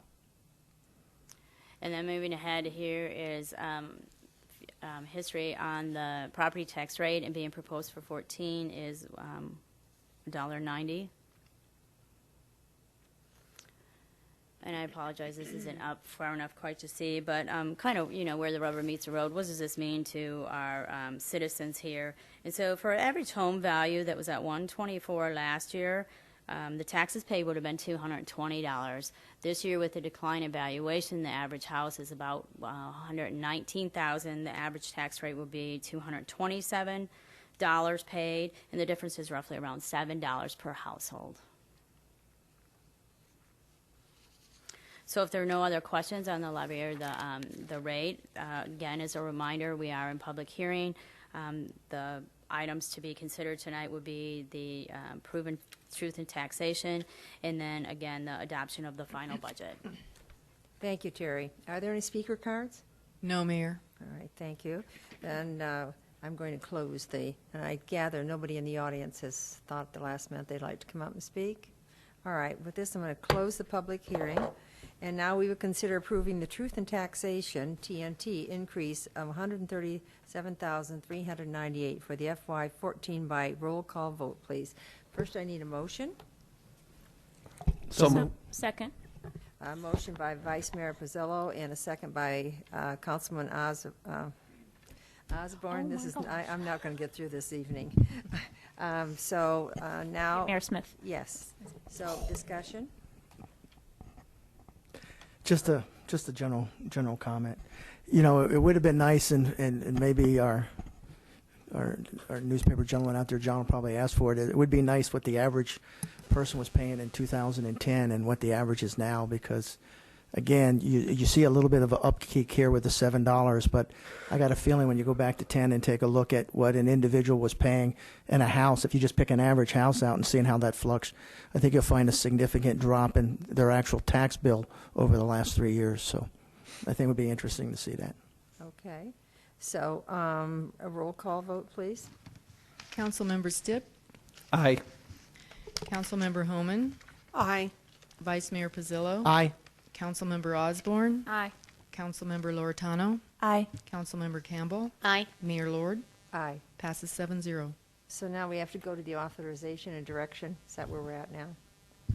To take action and execute the documents necessary to carry out our intent of resolution agreement and providing an effective date. Is that where we're? You're going to go into the special meeting? Somehow I've lost a piece of paper here, I think. So we just finished with this one, and we have the second one. We're going to go into the special meeting now, Mayor? Oh, okay. We'll recess this meeting. All right, that's where I have. So I'm adjourning this and going into the special meeting. You're recessing this meeting to go to your... Thank you, because somehow I don't have the paper. Madam Mayor? Yes. If I may, in answer to Mr. Pizzillo's comment, I actually have the figure in front of me. So while you're looking at that, in 2010, we were looking at, well, actually, if you go back to 2008, we were $417 per home. That was 2008 and 9. And then it dropped to $334 in that slide that Mr. Pizzillo was referring to, at $334 for fiscal year 10. And now we're down to $227, so it's over a $100 drop in that 4-year period per house. That's what I suspected. I appreciate that. Thanks. So am I ready to go into special session? Is that where I'm at? Okay, thank you very much. So now we will recess this regular meeting and convene to a special meeting to determine and adopt estimates of the proposed expenditures for the proposals stated in the published proposal. All right, so I'm going to call this meeting to order. and announce we're all present. And the first item on the agenda is we are now consider adopting a resolution for the final budget. Are there any speaker cards? No, Mayor. Would anybody from the audience like to speak? Will the city clerk please read the resolution 13-1547 by title only? Adopt Resolution 13-1547, determining and adopting the final estimates of proposed expenditures by the City of Goodyear for the fiscal year beginning July 1, 2013, and ending June 30, 2014. Thank you. Could I hear a motion and a second, please? So moved. Second. I heard a motion by Vice Mayor Vazillo and a second by Councilman Stipp. Open for council discussion? No discussion. Roll call vote, please. Councilmember Homan. Aye. Vice Mayor Pizzillo. Aye. Councilmember Osborne. Aye. Councilmember Loretano. Aye. Councilmember Campbell. Aye. Councilmember Stipp. Aye. Mayor Lord. Aye. Passes 7-0. Great, thank you. There being no further business to consider, I will now adjourn the special meeting. And we now will convene the regular meeting. We will now consider approving recommendations from the City Council Community Funding Subcommittee FY 2013-14. Christy McCurdy to present. Good evening, Mayor and Council. We have another financial recommendation for you tonight. The community funding program actually started in 2000, and the purpose at the time was to give the mayor and council an opportunity to review formal requests for donations that were coming in from social service agencies and be able to evaluate and support the services that they felt at the time were most appropriate, had the most experienced professionals, and could provide a benefit to the city that the city wouldn't have to provide ourselves. This year, the only change to the application was the emphasis placed on Goodyear residents served. In the past, the application asked for information about Southwest residents served. In keeping with the original intent of the program, we reworded the question so that applicants really needed to address the data that would indicate that specifically Goodyear residents were being provided these services. You can see that the budget for this year was $154,400. Any applicants that are awarded funds are required to provide a 6- and 12-month report. So the number of applications received this year was actually well in keeping with the past. We had 25 applicants. In the application that's submitted, it doesn't necessarily fit with the Health and Human Services focus. It is the subcommittee's discretion to review those applications anyway. It's also the subcommittee's discretion to limit awards to first-time applicants to no more than $1,500, which gives the organization an opportunity to build some credibility in a relationship with the city.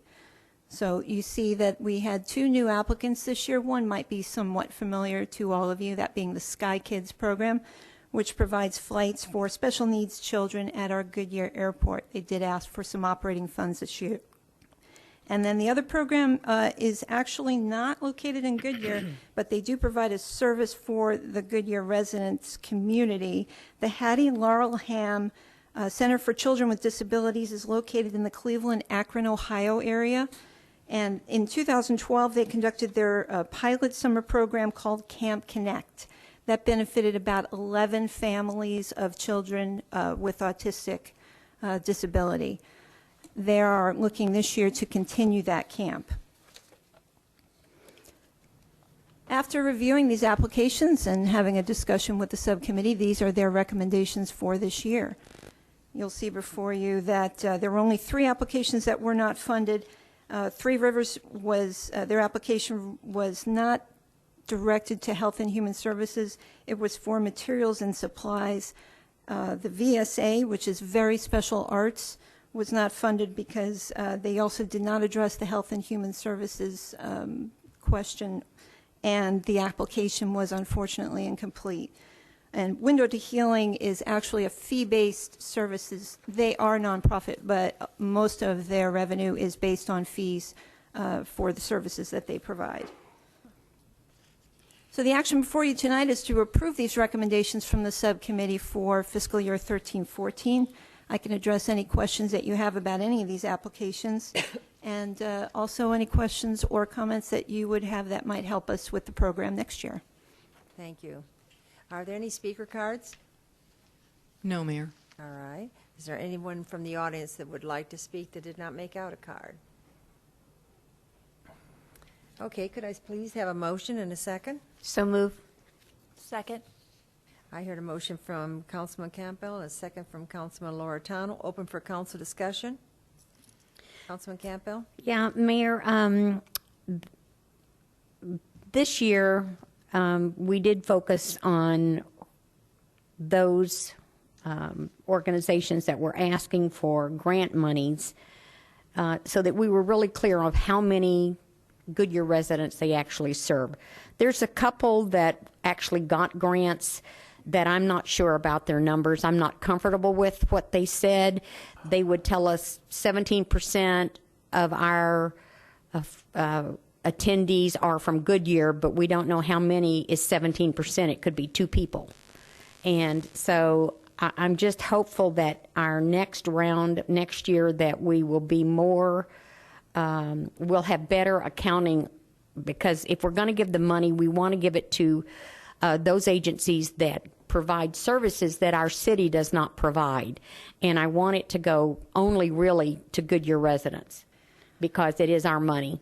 And all of these organizations are very great organizations. They all need money. They all go to grants, but they also go to all the other cities, and they're getting grants from all the other cities. So this is what we agreed with. Some of it I'm not real happy with or comfortable with. It's not happy. It's just I'm just not real sure about it. But, you know, we have a great committee, and we all talked about it, and we all feel the same way. Great. Any other comments? Yes, Councilman Loretano? First of all, thank you to the subcommittee members. I'm sure this was a lot of work to go through all those applications and everything. And as what Councilmember Campbell said, hopefully now that they know that that's going to be a question, they'll keep better records, and maybe that will help for next year so that they'll keep it.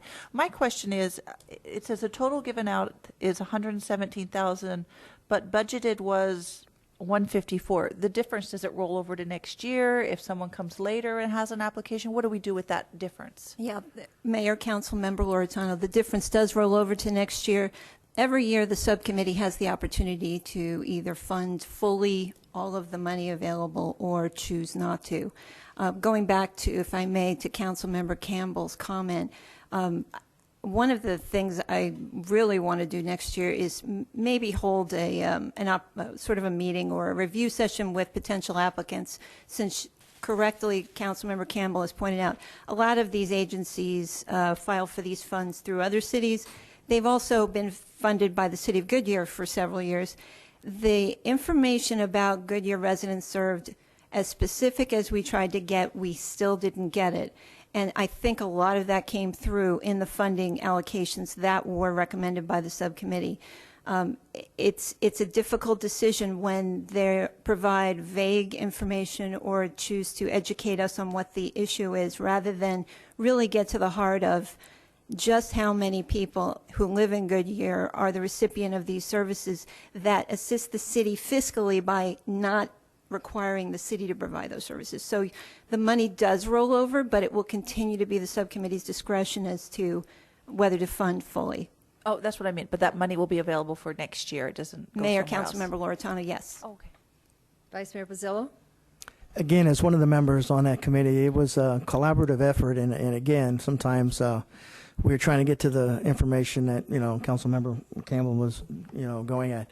And again, that's where we come to. But unfortunately, in these times, as a result of recession and whatever, there's a lot of people out there that can use some help. So I feel comfortable with what we came up with. Sometimes I always wish there would be more. But again, this is what we kind of came to a consensus with for these groups. Councilman Stipp? Christine, this is all general fund money that we use to do this. And I'm wondering if it wouldn't be possible for some time before we do this again next year to try to get some information about what other communities are doing the amount of monies that they're spending, how they're going about, how they get the money, whether it's all general fund or some donation. I know the town of Gilbert has a very robust system that they do not utilize general fund, city of Glendale. So there's a few out here in our valley that do something a little different. So I'm wondering if we can't get some information to think about transitioning from a fully funded, let me say this right, fully funded from the general fund into something that becomes maybe look a little bit more like donation as opposed to all general fund. Is that something that we Well, I'm going to could look address at? that because I did ask Rob Bohr, my assistant, to look into that, and he did type up a program, and I'm not sure where it went to the I have city it. manager, I think, first, and so I'm not sure where that is. I thought it was a very constructive, and it was absolutely that way, and so it took it out of taking it out of the general fund.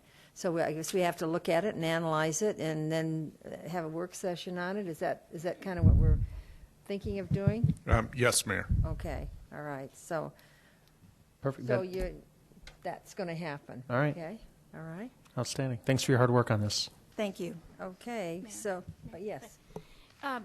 You know, one interesting thing that I've gone through this last year as the chair of homelessness for the county, from HUD, the regulations and the rules have changed immensely, and it's really down to accountability and performance by these nonprofits. And so I think that really getting ahead of the game by telling them these are the things that we are looking for, and they may have to change the way they do business a little bit by keeping better records, but it shouldn't be a surprise to many nonprofits because that's what people are demanding. We want to know, you know, who you're seeing and how you're performing with it. Mayor, Councilmember Osborne, thank you. I really believe we need to have some sort of a pre-application meeting so that they really understand better and maybe have an opportunity to ask questions themselves because we do see a lot of repeat applicants. So I think this will be as beneficial for them as it would be for us too. So thank you very much. Thank you for the presentation. All right, let's put this to vote. All in favor say aye. Aye. Aye. Opposed? The ayes have it.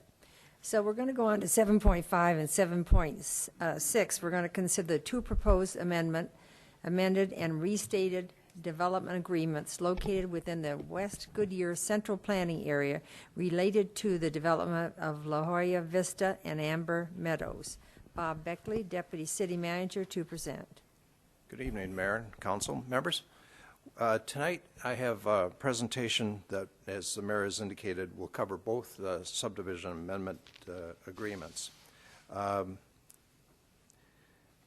These are La Jolla Vista and also Amber Meadow properties. Both of these developments, the Council has previously heard kind of the background. That was on May 13th. On that day, we gave you a background of the West Goodyear developments as far as what has happened in the last 3 months in terms of after a master plan conceptual study has been done and how we move towards the drafting of agreements. Tonight, I have really 4 elements in the presentation. The first element is just to provide a little brief background on the 2 subdivisions. The second is to discuss the major elements of the 2005 pre-annexation development agreement, and then the development of the 2013 agreement. And then finally, the next steps, if Council approves the action for both these developments tonight, what the next steps will be.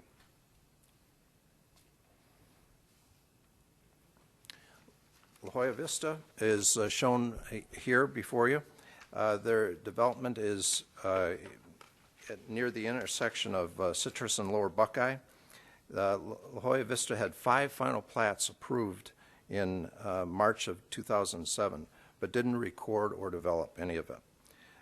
Just for frame of reference, the Goodyear Development Planning Area, the Central Planning Area, is generally located south of Interstate 10, north of MC 85, west of Cotton Lane, and east of Perryville. Just a quick look at the lots on La Jolla Vista. There are multiple phases, and there's a master plat. The master plat entails the main trunk line through the development, as well as all the infrastructure along that line and around the perimeter of that development. The subdivision is over 200 acres, and there are 383 single-family lots in that development. Just a note, at the time of recordation, all the infrastructure is required to be constructed on the master plat. In Amber Meadows, this proposed development is located near the intersection of Perryville and Van Buren. The plat is showing here. There's 293 single-family lots, approximately 108 acres. And I'll get into the major elements of the development agreement, the pre-annexation development agreement. In early 2005, the owners of the West Goodyear properties were looking to develop and at which were projected to build out to result in the development of approximately 6,000 new residential units. At the time, West Goodyear and the central planning area was not being served by the city. It was really outside the city, and a conceptual framework that allowed the construction of the city facilities and wastewater and emergency services was developed and served as the basis of an annexation and rezoning of the properties. We entered into development agreements because most of the properties were not in the city limits, and there were concerns that there would not be sufficient funding for the infrastructure that was necessary to support the development. The owner agreed to make a series of prepaid contributions as part of that agreement.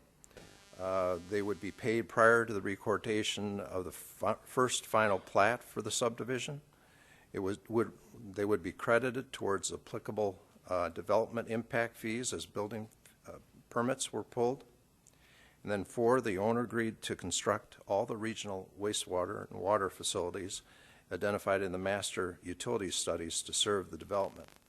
And in the original agreement, there was another obligation that the developer would be responsible for the fire EMS construction of the station and the O&M for a period of time. As far as the city obligations go with the 2005 agreement, the city would agree to undertake the expansion of the wastewater treatment plant. They would construct the wells and storage for the water system. They would also construct and equip the fire EMT stations needed to serve the planning area, and also approve the 0.85 increased density in the dwelling unit size. Now, in terms of the new agreement, a couple things happened in the period of time. There was a master facility plan that was an infrastructure plan that was funded by the developers, and that plan was reviewed by the city and approved in December. After staff reviewed the plan, the staff is comfortable and confident that the city's infrastructure that's planned and programmed is necessary. It will address and sufficient to serve the Goodyear properties. Based on the capacity analysis and the programming in our CIP plan, these improvements are programmed and will be done with the use of future impact fees. Staff further concluded that the fire and EMT services could be provided with existing facilities located at Station 184, Yuma and Wildflower, and at Station 185 to service the area until such time as the new facility is developed. The city also acquired an 8-acre site for the future fire station and paid for that, which will support the fire camp or the fire station site and also the water campus that's required for it. And that's located at the northeast corner of Citrus and Harrison. Key terms of the two development agreements, amended development agreements. would be that as each are developed, in the case of La Jolla Vista, at least one of the plats and the master plat must be recorded on May 31st, 2014. In Amber Meadows, the terms would be the entire plat must be recorded by May 31st, 2014 also. Failure to record those plats at those prescribed periods of time will result in the expiration of the final plat, and preliminary plat previously approved will be reversed. And then finally, the owner is responsible for constructing all the regional lines necessary to serve the property identified in the master utility studies. And then prior to the recordation of the first final plat, the owner is to remit payment owed under the cost recovery resolution to the city, and then the city would reimburse the appropriate party.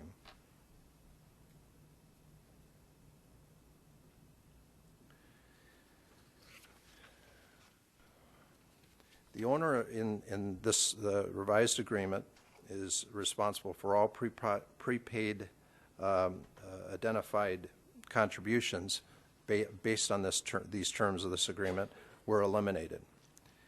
The owners will continue to construct and fund the regional and wastewater system improvements as defined by the cost recovery resolution of intention. And finally, the next steps here, if these agreements are approved by council tonight, the staff will continue to work on the same basis. The consistent agreements will be drafted for your consideration for the remaining 14 developments as they express a need and are willing or interested in proceeding with their developments. There also is a time limit that they have a minimum of a year to come back before their agreements and previous agreements with the city expire. And then finally, the staff will begin working immediately on a revised cost recovery ordinance that reflects some minor changes in the main trunk lines and the main sewer and water facilities, and they'll be coming back to you for your approval to adopt that new distribution of cost to the developers. And with that, my presentation is concluded. I'd be happy to answer any questions. Thank you. Are there any speaker cards? No, Mayor. All right. Would anybody in the audience like to speak? Okay. Will the city clerk please read the resolution 13-1560 by title only, please? Adopt Resolution 13-1560 approving and authorizing and directing execution of an amended and restated development agreement regarding the development of a 198.5 acre parcel generally located east of Citrus Road, south of West Durango Street, north of West Lower Buckeye Road, and east of 173rd Avenue within the city of Goodyear, La Jolla Vista, providing authorization and direction to take actions and execute documents necessary to carry out intent of resolution and agreement, and providing for an effective date. Thank you. May I have a motion and a second, please? So moved. I heard a motion by Councilwoman Loretano and a second by Vice Mayor Pizzillo. Open for council discussion. Vice Mayor Pizzillo? Question on the water. As I recall a while back, we had, once the preliminary plat is accepted, as far as water being required to provide water, do we have time limits on that now, that they have to actually get the final plan and actually start building?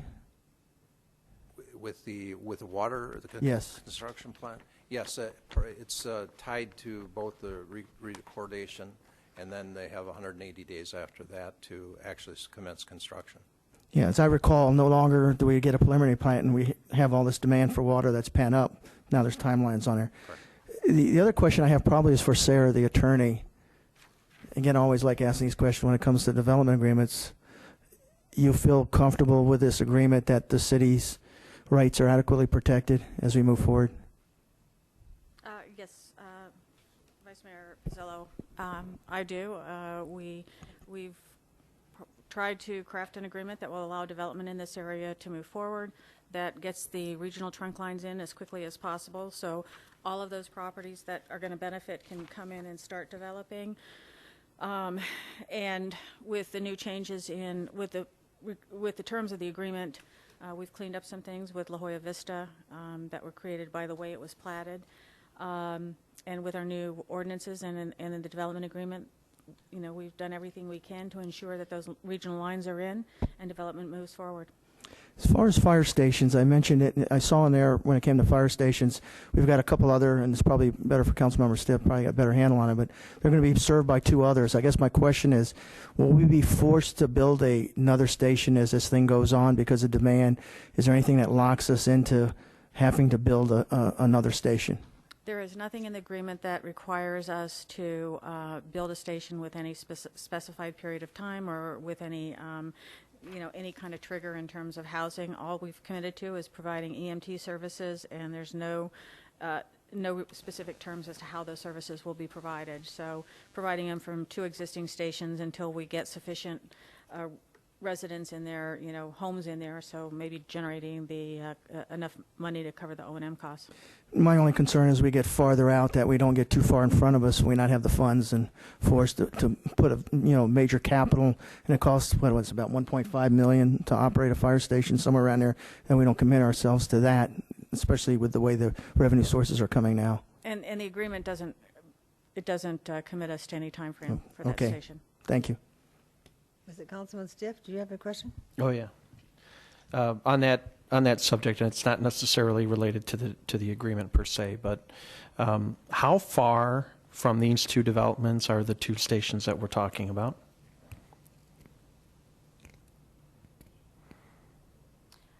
I think we'll have to defer to yeah. Fire Chief Luisi. Good evening, Mayor and Council. The fire stations we're talking about, Yuma and Wildflower, and then also Pebble Creek and Clubhouse Drive would be the other one. I'm not exactly sure on the actual mileage to that station, to that location. To either one of these developments? I'm not, right off the top of my head, I'm not. I can do a Google search and get a rough estimate. Yeah, all right. At this point, we're just going to guess. So some of the genesis behind that question is one of the criteria that we use as a city to judge whether we're going to annex or we're going to plat something rather, is its proximity to a fire station. And I'm afraid that we're going to we're going down, and I talked about it during the work session. This is a slippery slope. We say we can do it from these 2 existing fire stations regardless of how far away they are, because this is a quote unquote good idea. Now, what it's going to prevent another developer from building farther west who says, well, you did it for these guys, why don't you do it for us? Or in a oh my God scenario, someone decides to build a small little plot of homes down in the Sonoran Desert and says, well, you got a 2-man station running out of a trailer here, why can't you do it for me? And I'm worried about that door swinging wide open. I didn't know if you got answers or not. I mean, I think at this point we ought to have the city manager address that. Yeah, and that's just a generic statement. I'm sorry, Chief, that wasn't directed at you. Yeah, yes, and generally speaking, the Mayor and Councilmember Stipp, Saraville, just off Saraville Avenue is Fire Station 184 that was referred to. It's about 3¼ miles west of that is where our west boundary is. To that actual subdivision, you're probably a little less than 3 miles as you get over to the Citrus area, but Paravel being our west boundary, that'd be about 3¼ miles to the furthest. And then you could continue up north to, for part of the developments as well, but the closest you're going to be about 2.5 miles away. Okay, so that was my question about the fire stations while we were on that subject, but I do have two additional. But I see you saying stop. If I could offer one other thing. As we looked at this development, and this goes for the fire services as well as all the other infrastructure, the agreement was for the 16 properties that we looked at. If someone else comes further out, we made no promises. we'll have to look at those individually, whether or not we could service with the existing facilities and fire service included, or we may have to say, no, we can't provide those services. So that's always on the table here. Okay, and in this deal, and I'm just going to do the air quotes on deal, there is a location for the fire station and wastewater. Is that what I heard you say? A water campus and Water the fire campus station. and fire That's station. purchased already. The city owns that property. Okay, so I'm done with the fire issue, if you guys are. My next question relates to the pre-annexation development agreement of 2005, which granted a 0.85 dwelling per unit per acre density above the general plan. Is that still in effect? Yes, that was part of the zoning that was granted. Okay, so, all right, that's, And, but no, you kind of, no, what? there's a thought in there, I just can't get it to rattle out, so I'm going to leave it alone. Oh, okay. Sorry. I think that answered my 3, so I'm good. Yes. Okay, so just to follow up on what Councilmember Stipp said, first of all, this doesn't stop the normal impact fees that would be taken for this development for the fire usage in the future, correct? I mean, those are still going to be standard that would be That's collected. correct, but instead of prepaying those fees or making a prepaid financial contribution that's credited towards those fees, they'll pay them at the time of the building permits are pulled. Okay. And so to Mr. Stipp's point of the density increase, usually you get that because you're bringing forward special things. Right. So what is the special things that is still allowing us to have that density increase? Well, I mean, that was one of the issues, that was one of the issues that we covered in the work session. I apologize for forgetting. Okay. So that, and I'm going to interject in here. We talked about the city and having density and more density, and we needed density. And so this is one of those developments we looked at, okay. And I have to tell you, after going to the conference I just went to and listening around, and how you develop and how you progress, you need density. And that is and very we need true. Density And for the university, we need density for, so, but there's not density in that area. According to the notes I have, there was $40 million of improvements that were required, and part of that the cost was trying to be offset. So that's what the 2005 agreement tried to do, is come up with a workable financial model, and that density and it was pretty extraordinary. So that back and in that part 2005. didn't. Those are still, many of those things are still in place. Then is what. Exactly. Thank you. That's what I needed clarification. Mayor? Yes. I would like to take this opportunity to publicly thank Mr. Beckley. I sent him 13 questions before this council meeting. He answered them all for me because I didn't want to take the time of the council to ask all of them. But thank you for being so thorough and explaining it to me. You did a great job. Thank you very much. Joe Schmitz had a big role in that, too. Thank you. I think, Joe, were you here when originally? And then you left 2005, because this is another one of those that we worked with early on, and it was really, even back then, it was a real accomplishment. That's how I remember it. And these developers came together, and they made agreements nobody was making at that time. And so I was saddened when it all broke up because of the downturn. And so I'm extremely pleased to see them back again, some of them, and other new ones, to do this and get this done. And it's a need. So my congratulations to go out that we've worked through this. So thank you. Are we ready here for a vote? Okay. Could I have a roll call vote, please? Vice Mayor Pizzillo. Aye. Councilmember Osborne. Aye. Councilmember Loretano. Aye. Councilmember Campbell. Aye. Councilmember Stipp. Aye. Councilmember Homan. Aye. Mayor Lord. Aye. Passes 7-0. Thank you. Will the city clerk now please read the resolution 13-1555 by title only, please?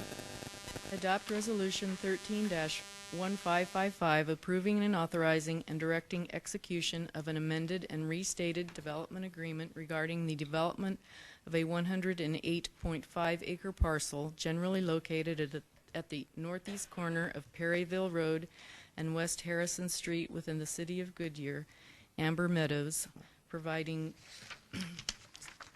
authorization and direction to take actions and execute documents necessary to carry out intent of resolution and agreement, and providing for an effective date. Thank you. Could I hear a motion and a second, please? So move. Second. I heard a motion by Councilman Campbell and a second by Vice Mayor Pizzillo. Open for council discussion. No discussion. Roll call vote, please. Councilmember Osborne. Aye. Councilmember Loretano. Aye. Councilmember Campbell. Aye. Councilmember Stipp. Aye. Councilmember Homan. Aye. Vice Mayor Pizzillo. Aye. Mayor Lord. Aye. Passes 7-0. Great. Well, that ends it. So let's go on to the informational items. Does council have any comments or like to talk about? Okay. Councilman Campbell. I am very pleased to let everyone know that in May, the Goodyear's Historic Litchfield Station Foundation has been incorporated through the Articles of Incorporation with the Arizona Corporations Commission, and this has come out of the Centennial Committee, and we have filed or are filing for a 501c3, and hopefully when we get that done, then this will be the fundraising arm of restoring that train station that we want so badly. But we're putting the foundation together in the hopes that this will be forever for the city of Goodyear. So that's something I'm really excited about. And I also wanted to tell you that this week I went to the Phoenix Electrical Joint Apprenticeship Training Center in Phoenix, and that was very interesting to see how they train their journeymen. And they were very gracious to me, and I really enjoyed it, and I had a lot of fun watching how they bend that pipe and fix those conduit boxes. I'm not very good at it, but I tried. And also, last week, was it last week, City Manager, that I went to CBDG? I don't remember when I went. CDAC? CDAC? Yes. Are you going to tell them about that? Oh, I'll tell them. But I forgot how much I got for us. Does anybody know? Well, we put a project in to finish the sewers and the water line of historic Goodyear, and we were granted part of our request. And at the last meeting, I found out that we had a little extra money, and I was able to get full funding for Goodyear. Yay. And we'll have it totally finished. Real excited, and that's it. Well, I think that was a great opportunity, and I can't thank you enough, because at the Conference of Mayors this week, that was the biggest discussion, because they're going to cut the CDBG funding. And so the mayors of all over are going to come together with protesting that and getting on the bandwagon and try to prevent that from happening. But I have to tell you, this wasn't as big a conference as others have been, but there were at least about probably 78 mayors there. And that's not, usually it's larger than that. And that really was one of the headlines there. So I guess we're lucky to get it while it's there, because it may not be there anymore. So who else has a comment? Anybody? Let me go. Okay. Yes. First of all, I'd like to personally send my support and celebrate the small businesses in Goodyear and everywhere. Last week was the official National Small Business Week, and I can attest to the fact that they are the backbone of our communities. Also, I attended my MAG Human Services Committee meeting. I'd like to mention that, as we all know, this is our serious weather time, and I think most of you may have heard we're going to hit 118 come Friday. No, I've been gone. I didn't hear that. I'm sorry to tell you. We're supposed to be hitting 118, and it seems. I'm, and sometimes, it seems like Goodyear tends to be the hot spot in the nation occasionally. We've seen that. But actually, this is our serious weather. I believe that we've had possibly 3 people that have, in the valley, have passed away from heat this year already. And there are 70 hydration stations and areas to cool off. There's like this full system within the valley that MAG has put together, and it's called the Heat Relief Network. But that really is important. And I would hope, that's a later thing. Let's see. There is an interesting bill that was sitting on the governor's desk. I do not know if she signed it yet, but it is for foster care kids. And if they have been foster care kids that have aged out, that there is a possible tuition waiver for kids to go to community college. Did she sign it? I think she signed it. She signed it? All right. Okay. I wanted to thank the staff of our Goodyear pool, you know, and our wonderful swim team. This time of year, it's amazing how many kids go through you know, our pools, and it's really an incredible program, and everyone that's always been involved has been wonderful. And I wanted to give, you know, a lot of express my support, not only as a parent that's had 3 kids that were Goodyear Sharks, but also just for the staff themselves, because I know how hard they work this time of year. And then at the Y, the West Side Silverfins, it continues that success for us, for our local youth. I wanted to congrats to the Three River Historical Society. I know a few of us were there and got to hear Mickey Olson speak about the Wildlife World Zoo. This was their 10th anniversary, correct? Yes.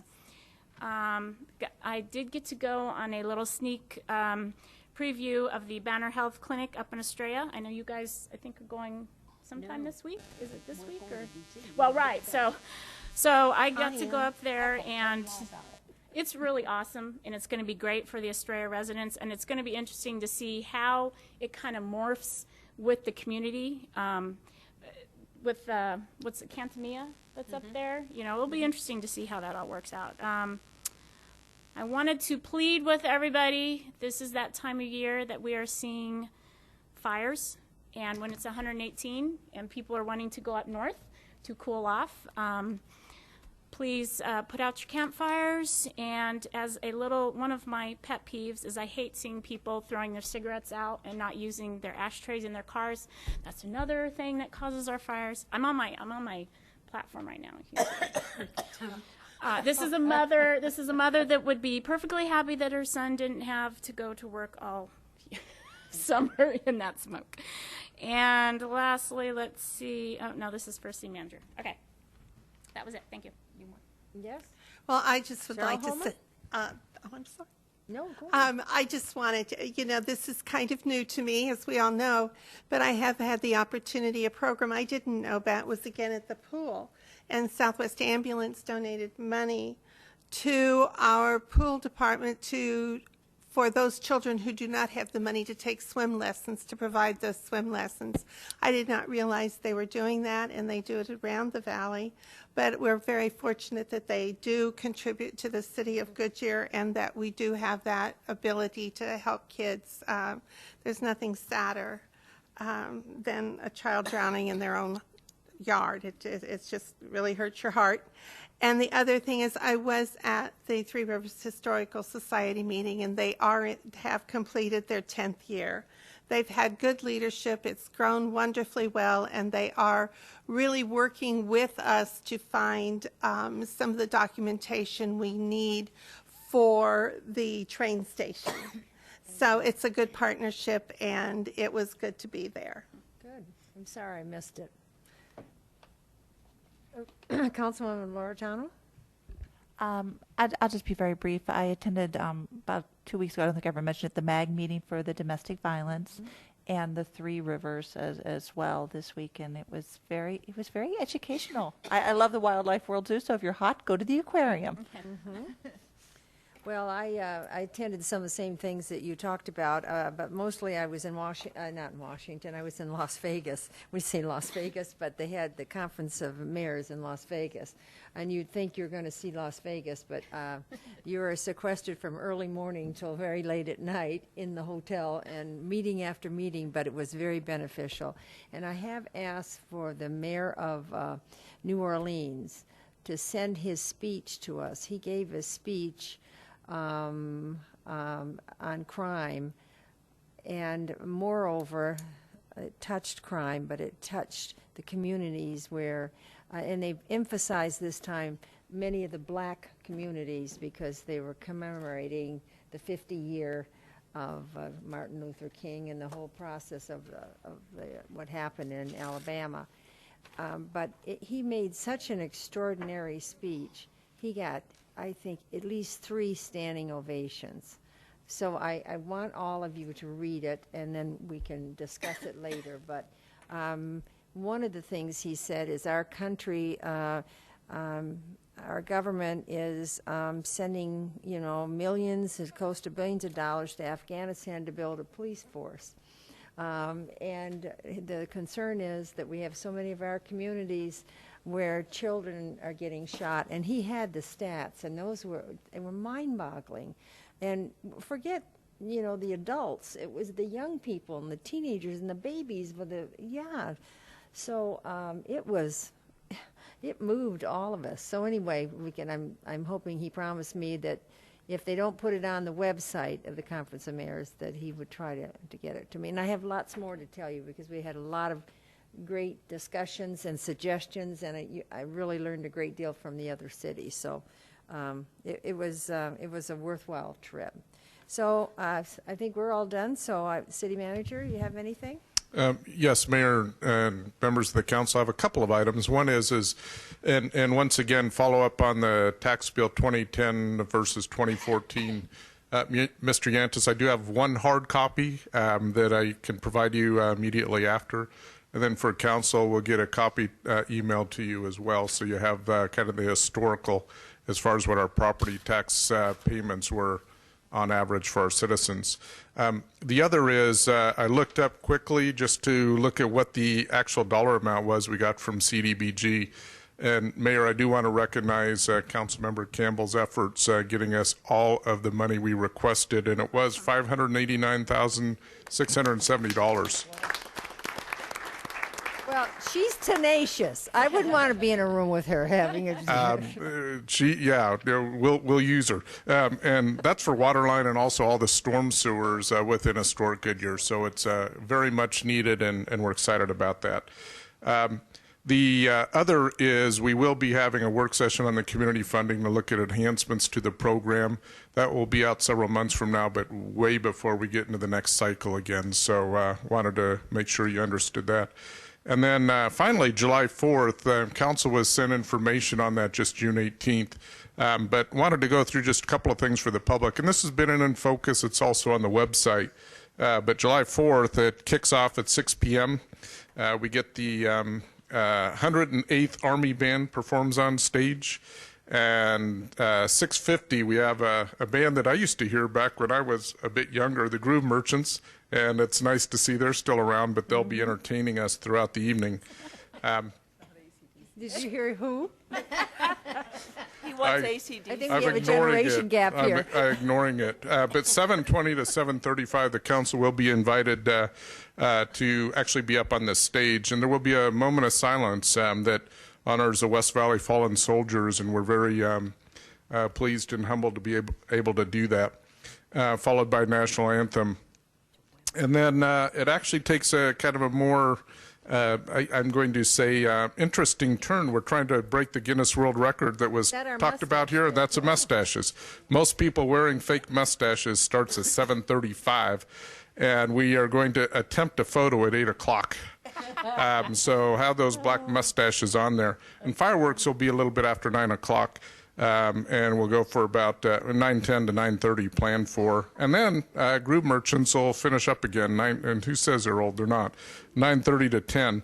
But just a lot of activities going on. Very special time, again, our 8th annual. So just wanted to pass that along to the council. Well, I'm just going to share one more thing with you.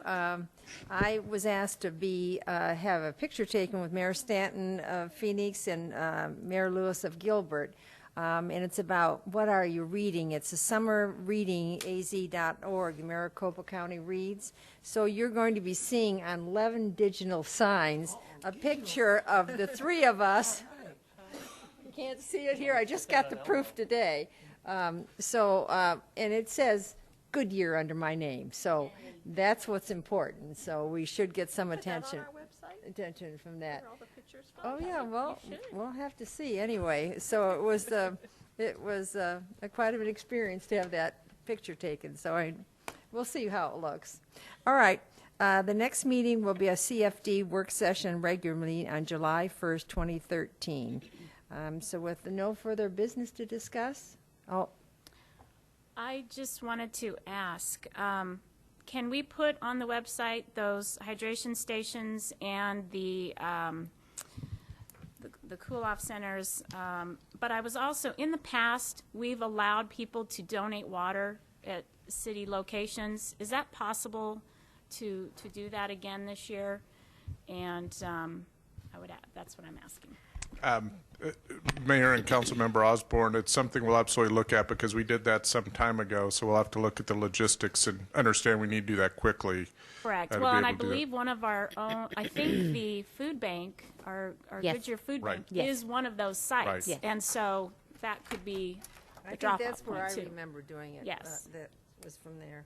And Mayor, our church, Desert Springs Community Church, is collecting water, and we're at 144th Avenue and Indian School, as well as our All Faith Community Roundtable, or Community Food Bank is collecting, and that's at Christ Evangelical Church, Lutheran Church on Litchfield Road, and they'll take water anytime. So, Mayor, Councilmember Osborne, we'll look at putting the water stations, see how we can get those out on the website or however we can communicate that. And also, I'd presume those would be the drop-off points as well. Great. Okay, meeting adjourned.